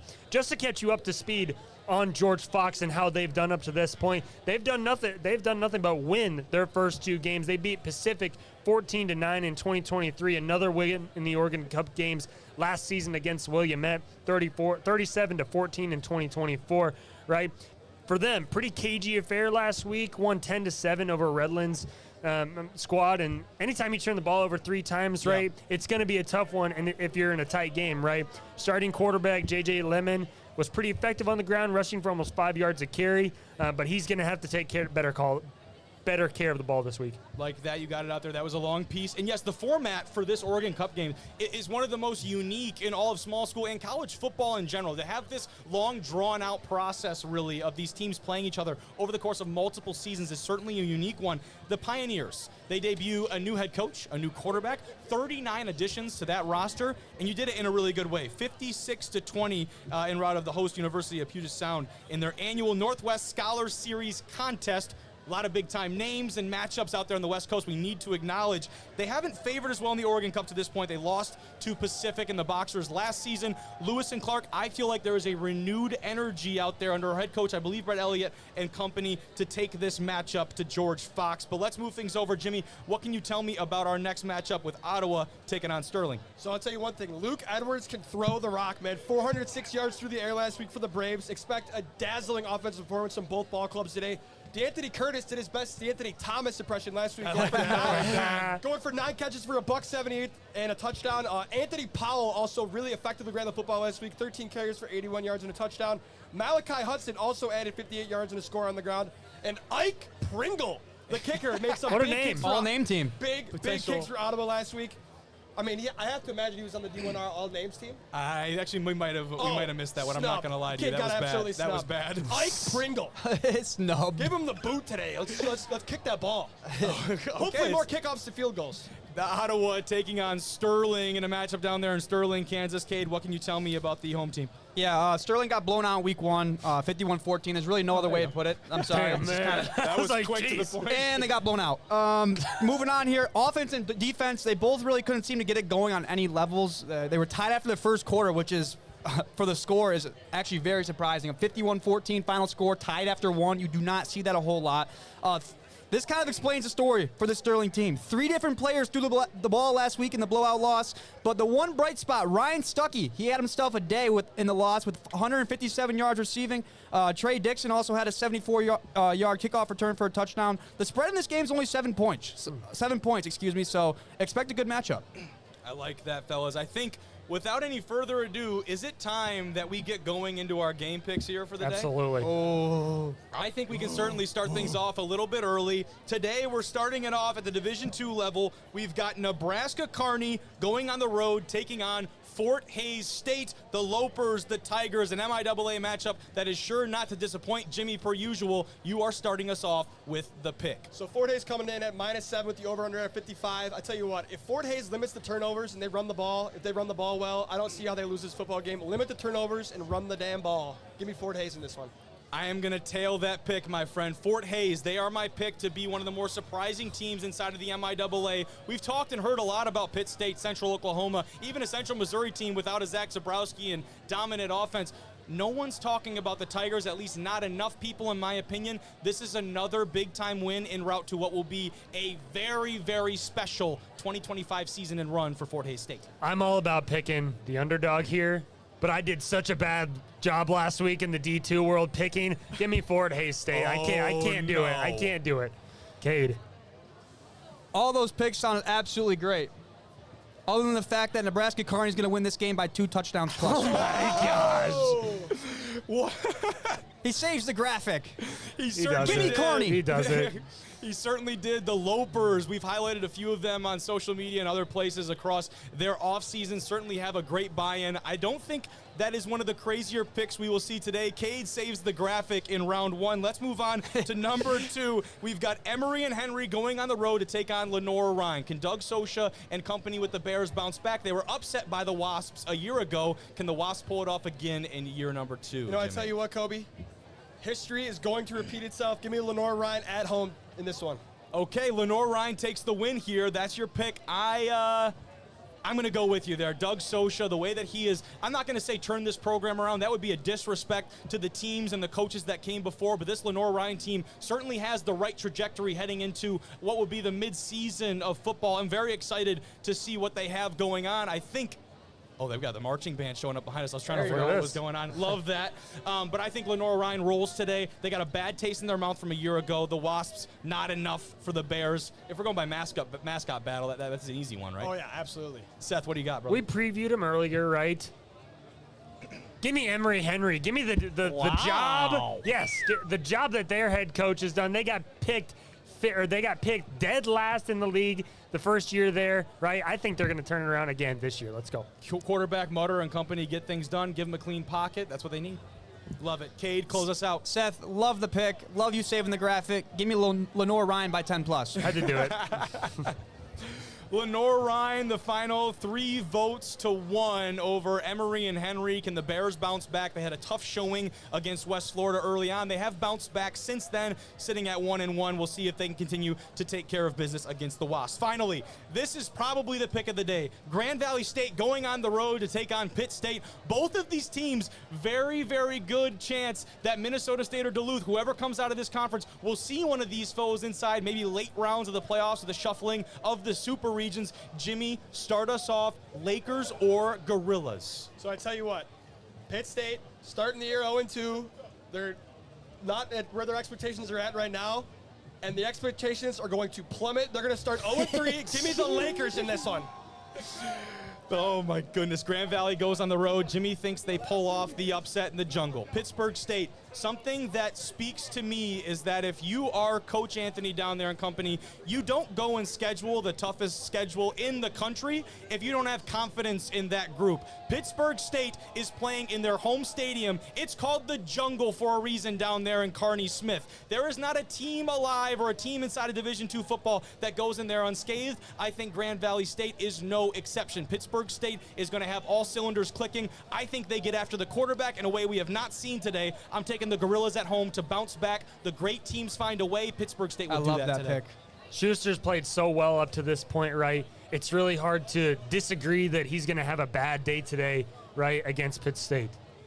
But that's exactly what I'm telling you. He is going to have a bad day. He's going to have a horrible day. Not going to be able to run the ball. Let's go Pitt State.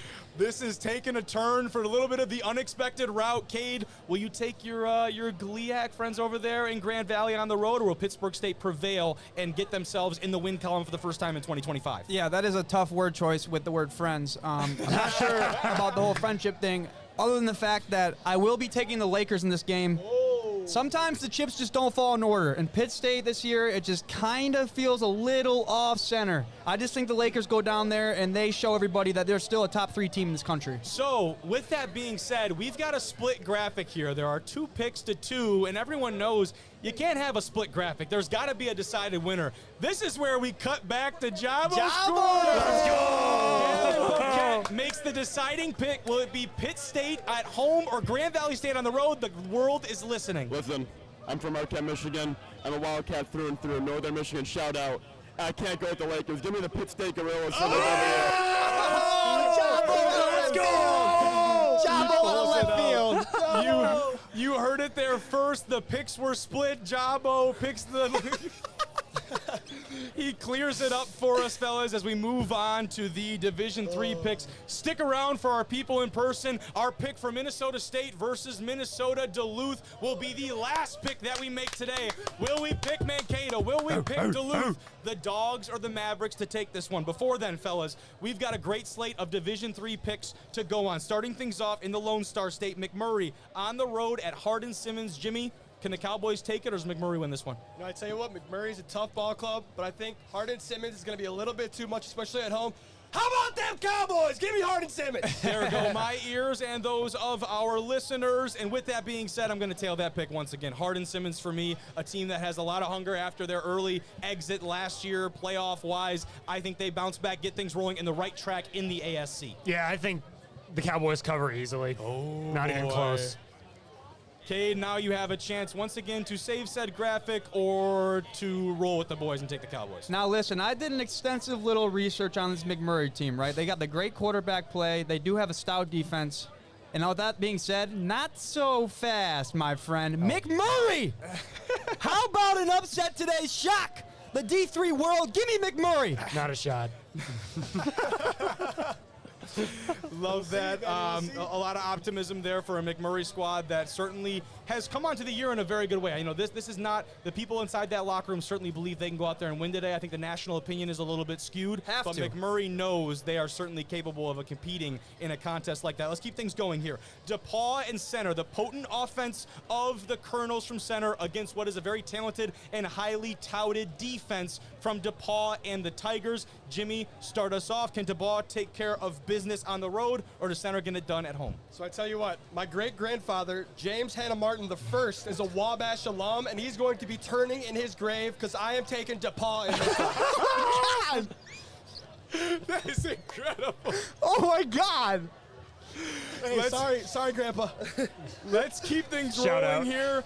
Your grandpa is going to absolutely love me in my pick. Give me Center College, the Colonels, led by quarterback Jack Goman to get things going. He's 6'4". He has a frame and a tenacity and personality to him that makes him show up in all the biggest games. He's done it in the cool weather. He certainly can do it when the temperatures are a little higher. DePaul is certainly the favorite in this one. I like Center to make some noise in the D3 world. I feel like we each have to have a pick where we go out on a limb. Today, that is Center College for me, Seth. I don't mind it, but you know what I do like? I like it when brothers love each other.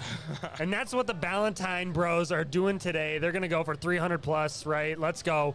DePaul all day long. Cade, close it out. Tigers or Colonels? Not sure I'll be closing this one out. We might have to send it over to Jabo's corner because give me center. Oh, my God. I think those boys go in there and get the job done today. Jabo's going to have to break this one up, folks. You know what that means. We cut to Gavin once again. Gavin, you've obviously done extensive research on both these teams, DePaul and Center College. Please give us your educated, expert analysis on these squads in your pick. I pulled an all-nighter thinking about this one. I wasn't quite sure what to go with. When we were chopping up these clips, I said DePaul, and I said DePaul instead of DePaul about 10 times. I feel like I have to make it up to them. I'll go with DePaul for the W. There we go. There we go.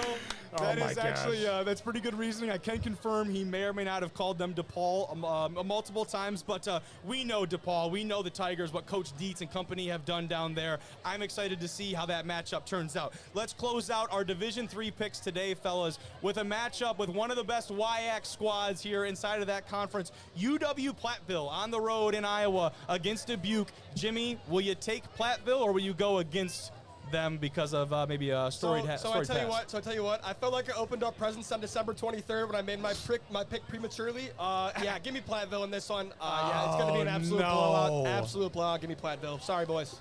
To me, I'm with you. Seth is high on this Dubuque team. I simply don't think it's enough. The performance we've seen from Platteville in this first week was incredible. I think they continue rolling, and I guess we'll see what you have to say about I'm it. absolutely high on this Dubuque team. I think they have a very good chance at winning this entire conference, but the WIAC is way too good for them, man. Give me Platteville to cover easily. Platteville to cover. I believe the spread was, what, 25? 25, yeah. My Terrible goodness. line to bet on if you're a betting person, but Cade, close it out. You may want to hide your child eyes watching this game because it might be a bloody massacre here. I think Platteville gets the job done by a healthy margin. A healthy margin. I think that let's is... go, Dubuque. Go get it to us. Give it to us. Come on. I want the tweet right at us. I think that is our first clean sweep of the day in terms of picks. How long is it going to take for us to get all of these wrong? I actually think we all picked Pitt State a week ago. Thank God Pitt State Athletics did not quote us because we would not have a lot of credibility up here today. No, that would have been Central Oklahoma because we all four of us at the desk picked Pittsburgh State. The Gorillas lost that one. Dubuque certainly would have something to say about it if for some reason. Let's do this. Please, I want that. I want to get tweeted at so bad. Please. So bad. Let's go. Let's go over, boys, into our NAIA game picks for today. Let's start things off. We've got Kentucky Christian at Taylor. Jimmy, start us off. You know what? Give me Kentucky Christian in this one. It's going to be a very, very hard-fought battle. I'm going to give a bold take. This game is going to go to overtime today. Oh, wow. I like that. Wow. You know what? I think that's actually not a terrible take. And you know what team does better than anyone else in overtime? That would be Taylor. Give me Taylor in this one. I actually was just BSing right there. I don't think this game even makes it to overtime. I think this game is over by the fourth quarter. Give me Taylor in a big way, Seth. Yeah, Kobe, I actually don't disagree with you whatsoever. I think Taylor's going to absolutely roll. They're going to run the ball. They're going to control the clock, and they're going to come out on top easily. Cade, what will you be here? Will you send it to Jabo or will you close us out? I'm not going to send this one to Jabo. I'll let him do his stuff over there. Give me Taylor. Taylor's going to win this football game. Taylor with the pick. They have certainly made a lot of noise. Had some big playmakers maybe that they lost in the past, but this is a team that has a lot to prove now inside of 2025. Let's move over to our next pick on the NAIA slate. We've got Pikeville going on the road to Campbellsville. Pikeville, one of the best offenses statistically in all of the NAIA. Campbellsville, a team that has been inside the top 25, a couple marquee wins already this season. Jimmy, what will it be? So in the Battle of the Villas today, I believe Campbellsville is going to grab their fishing pole, and they're going to be catching pike all day today. Give me Campbellsville in this one. I like where you're at with that one. I'm not sure I love the fishing analogy, but I can kind of understand it. There you go. You got it. You got it. Right over here in this lake over here, right? I'm taking Campbellsville as well. This team has surprised many. I have not been one of them. I've been high on this team. Matt Schwarzler and I both have on this program. I'm excited to see what the Tigers continue to do in 2025. Absolutely. Give me Campbellsville. Okay, there we go. A little bit more of the. I'm gonna bring it down so that Cade can bring it back us for us. Oh, is that what's gonna happen? Yeah. That's actually great because there's a man Oh boy. by the name of Amon Williams who will not let this Pikeville team lose today.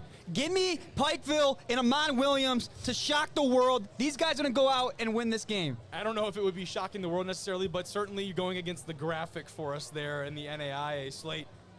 Let's keep things moving here, boys. We've got Reinhardt at Southeastern to close off the NAIA slate before we get talking more about this Minnesota Duluth squad. You know what? Southeastern's run game is just going to be way too much today. That wildfire is going to spread all over the field today. I think they're going to run for 250, maybe even 300 today. Give me Southeastern.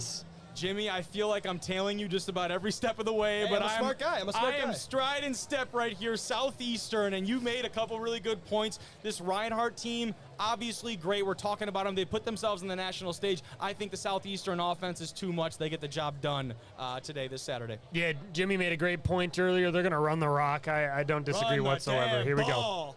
And all of a sudden, the picks are lining up again. The boys seem to be in consensus today for the picks. And I'm going to go right along with that, gentlemen. I'm not going to be the oddball out. Give me Southeastern. Here we go. Here we go. Big potential here from Reinhardt to go and flip the graphic, but those are the picks to close out the NAIA slate, boys. What are the odds? We had two that we all four went in on. What are the odds one of those does not pan out and we hear never hear the end of it? I'll say a really good percentage. Please tweet at us if that happens. We want it so bad. Please. That would be fantastic. Now, fellas, I think it's time to switch gears. Let's talk about the University of Minnesota Duluth. Let's talk about Minnesota State, the Mavericks, a game that will kick off here in just under an hour. This place is absolutely lively. One more look at the tailgate here from Minnesota Duluth. These people have shown up in droves for what is certain to be one of the best contests in all of small school football today. You can see the lines already entering the stadium. It's filling up. The boys are out there warming up, getting things ready to go as we show the Stars and Stripes on Military Appreciation Day. Bulldogs are 9-2 on Military Appreciation Day. Can they make it 10-2, or can the Mavs pull off some magic? They have not been able to beat the Bulldogs in their last two meetings, boys, but we're not talking our game picks yet. First, we've got a couple big-time matchups that we'd like to highlight in terms of personnel on both sides of the ball. Seth, I would like you to start us off in the trenches. Absolutely. The man that is going to be going against the individual that you are talking about here in a little bit. That man, the senior defensive end, Marcus Hansen, number 95 for the Mavericks. You actually had him on the show way back in D1R 149. Shout out, right? Oh, absolutely. Look at that stat. But former Bemidji State Beaver, we talked about him a little bit with Coach Hoffner earlier, right? He actually transferred to Harding for spring ball, if I'm not correct, right? And then before spring ball, he ended up coming back to the state of Minnesota. Now, let me read off a couple stats. In 2023, he was a second-team All-American. 2024, he was first-team All-NSIC, All-Super Region, first-team defense. He's 6 foot, 250 pounds. Not the tallest individual versus this individual that you're going to talk about here in a little bit, but that allows him to get underneath him and show his speed on the defensive side of the ball. He can be a stand-up defensive end, also can have his hand in the dirt. Hasn't necessarily lit up the score or the box score up to this point. So far with Mankato, it's surprising. But I feel like the Mavericks are going to let him loose today. I like that a lot. And he is suiting up. Coach Hoffner told us earlier on, he's suiting up as one of the captains for this Mankato team. Also got someone checking in from Albany, Georgia. Shout out to you, and thank you for everyone for tuning in to Small School Saturday. Marcus Hansen is a guy I really enjoyed having on the show. He's got an old school football mindset. He told me on the show, my mindset every single play is to go out there and hit someone as hard as physically possible until they don't want to do that anymore. Football, dude. The guy that he's doing that against today is the redshirt freshman left tackle, Jay-Sean Thomas. He's taking over at a very key spot, the blind side, if you will, for this Minnesota Duluth offense. He takes over for former first-team All-American Aiden Williams, who signed a deal with the Steelers. He's now on the practice squad. We talked about Duluth. Their ability to send these Division II guys to the pros is a long-standing one. Guys, there's only one senior on the offensive line this year. It's going to rely on guys like Jay-Sean and others across the offensive line to really pick up the slack and keep things going for a Duluth offense that needs him to do his part. Jay-Sean, he's earned the right to cover this quarterback's blind side. He's got to go and earn it on the field today. Something I loved about him, doing a little bit of research, 6'4", 285 pounds, certainly fits the bill for a left tackle or any tackle across the country. He's from Milwaukee, but he was a wrestler in high school. Love that. I absolutely love to see that from my guys in the trenches. Hand placement, hand speed, and that ability with the quick feet and kind of working inside of a phone box or a phone booth, if you will, right? Having to make those small adjustments. He's going to be a key piece of that offensive attack for Mankato here.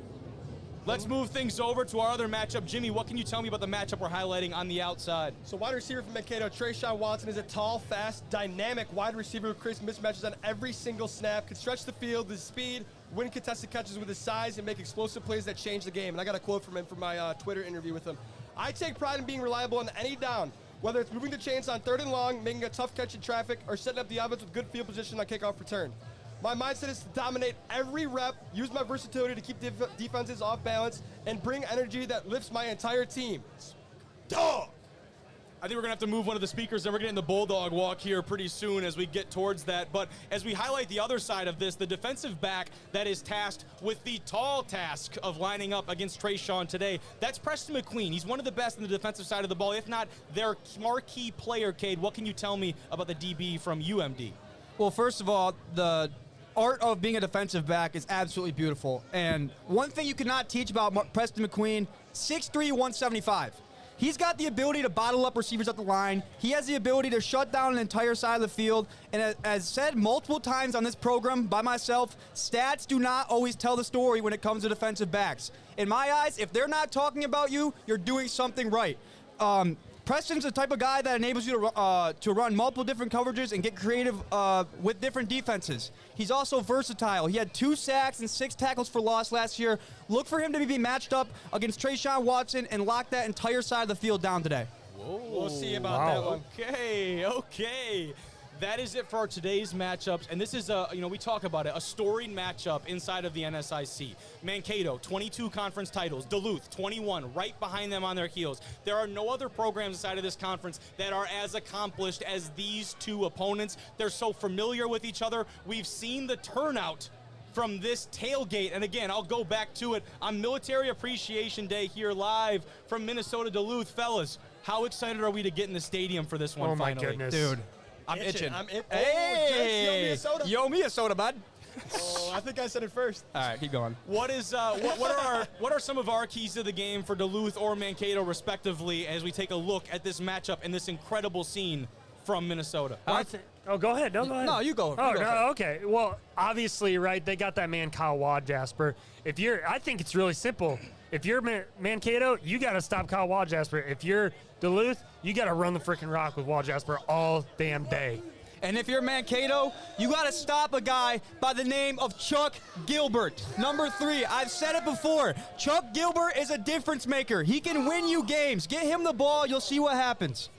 Absolutely love that take, and I believe there's some history there with one or more of his family members, I do believe, having some allegiances to the other side. Yes, so Chuck's dad is actually in the Hall of Fame at Mankato. He says this game is super personal. I would not be surprised if this guy goes on an absolute tear today, gentlemen. I absolutely love that pick, and what we're waiting for now is the Bulldog walk. This is something that's going to be very special. I believe it is starting off in the distance, and we will cut to that in just a moment, where on Military Appreciation Day, the Bulldogs get everyone in the community and the fan base involved to lead their team out onto the field to do battle against a quality opponent in Mankato. This team is going to be led by the marching band. It's going to be led by community members. We've got what feels like half of Hell's Angels behind us over here that are probably going to get pretty loud here shortly.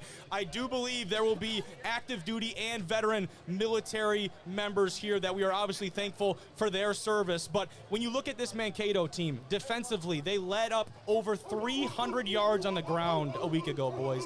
That's something you have to shore up. And when you have guys like Marcus Hansen on the line of scrimmage, he's certainly been more of a plug-the-hole type of guy. They've played with him at the inside tech versus the outside. What does that change from a defensive perspective, putting an emphasis on stopping the run early? I mean, honestly, I think for an offense, your main goal is to establish the run, right? So if you're a defense and you're able to stop their main goal to start the game, I think that's huge. Like coming out on first down when that ball's kicked off and getting 4 or 5 yards. People don't understand how big that is, how big that really is. That sets the tone. Your offensive line, your defensive line, they set the tone. Looks like I'm getting cut off here by this beautiful marching band here in Duluth. These scenes are unbelievable. Now we cut to the Bulldog walk from Minnesota Duluth as the Bulldogs prepare to take on Minnesota State Mankato.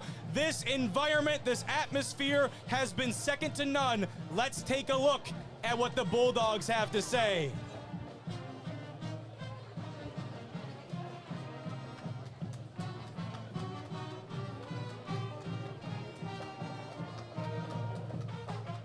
Look at this. This is Conduct absolutely them, Jimmy. incredible. Absolutely conduct them. Nothing better in college football than seeing the community, the band, and everyone involved in an event as such. Hey, Kobe.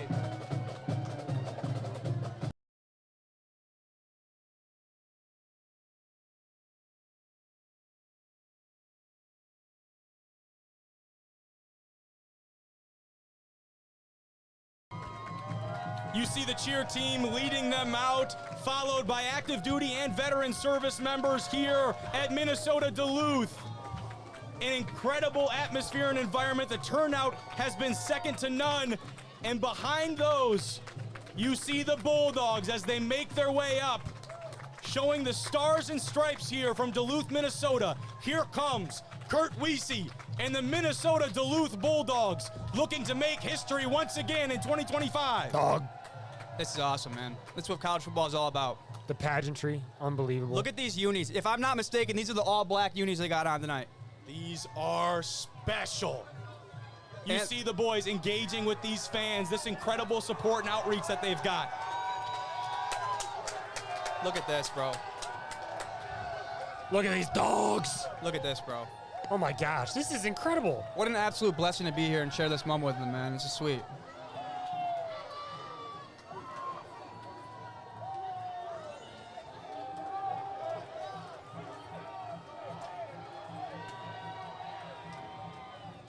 Once again, if you're joining us live, this is the Bulldog Walk live from Duluth, Minnesota, as head coach Kurt Wiese and the Dogs get ready to take on Minnesota State Mankato. Boys, this energy is second to none coming through with the community. And we'll take one last look here before we, of course, cut to our final game picks of the day.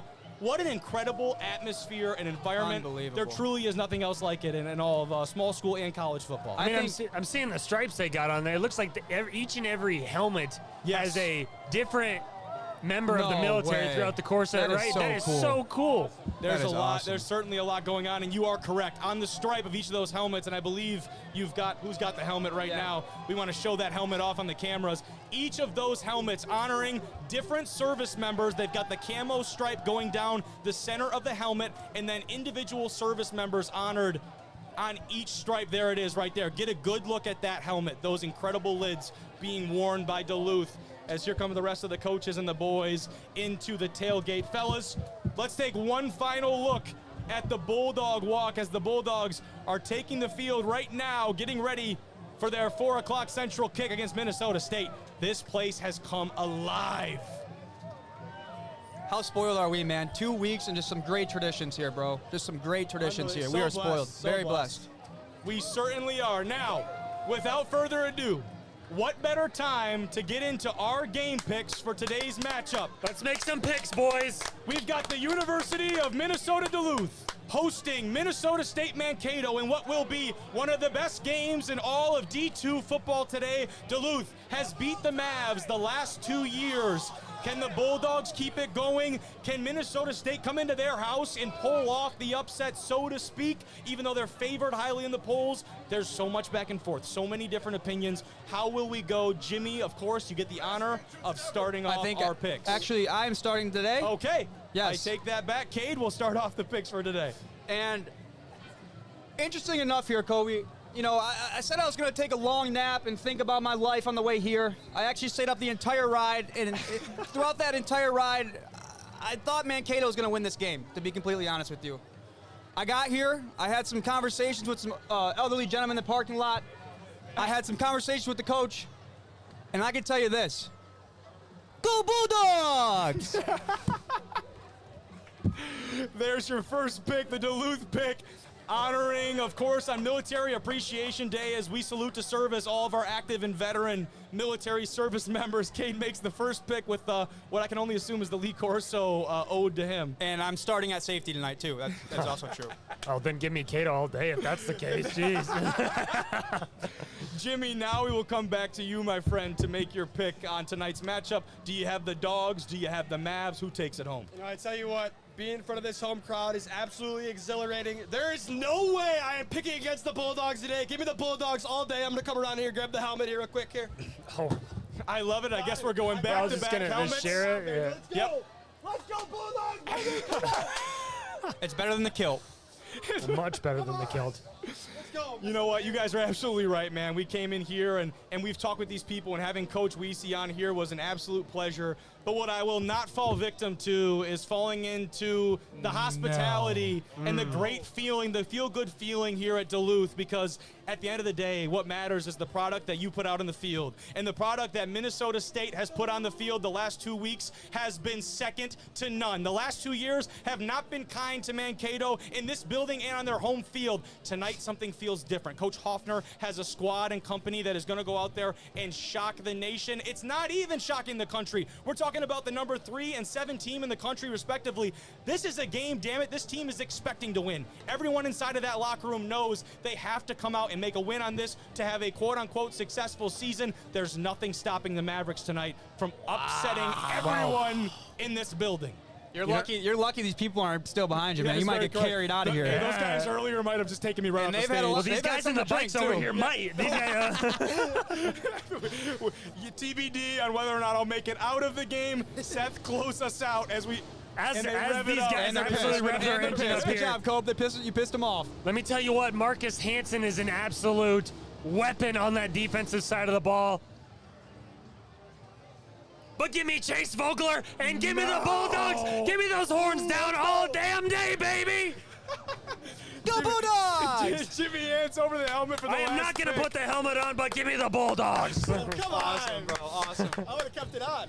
An incredible atmosphere and environment here from the University of Minnesota Duluth. We obviously want to thank Duluth once again for making this trip possible, helping us to finance this trip and put on a production as such. We hope that all of you have enjoyed Small School Saturday. I am the lone wolf in terms of my pick today. I'm taking the Mavs. I'm taking Mankato to upset everyone in this building. The home favorite. They certainly have done a number on you guys. The hospitality here has certainly, we say it every time, it's been first class. I wouldn't say it if I didn't mean it. A big thank you to everyone. Of course, Jabo's Corner and Company. Shout out made Jabo. The production Jabo. happen. Maisie, Shout Lauren out back Maisie. home during the Shout out tweeting. Maisie. Everyone who supports us here at Small School Saturday. Those are your picks, fellas. Anything else to close off the show? I feel very good about the product we've put out there. Excited to continue the growth of D2 and small school football across the board. Let's boys. wrap this thing up and get into inside the stadium, Yeah. man. This is going to be an absolute electric game today. The best thing about it, bro, we still get to watch a football game. Oh, my gosh. That's the best Amen, thing about brother. all this. Amen, We brother. absolutely do. Signing God off for bless. D1 Rejects, Cade Manzo, Seth Howard, Jimmy Martin.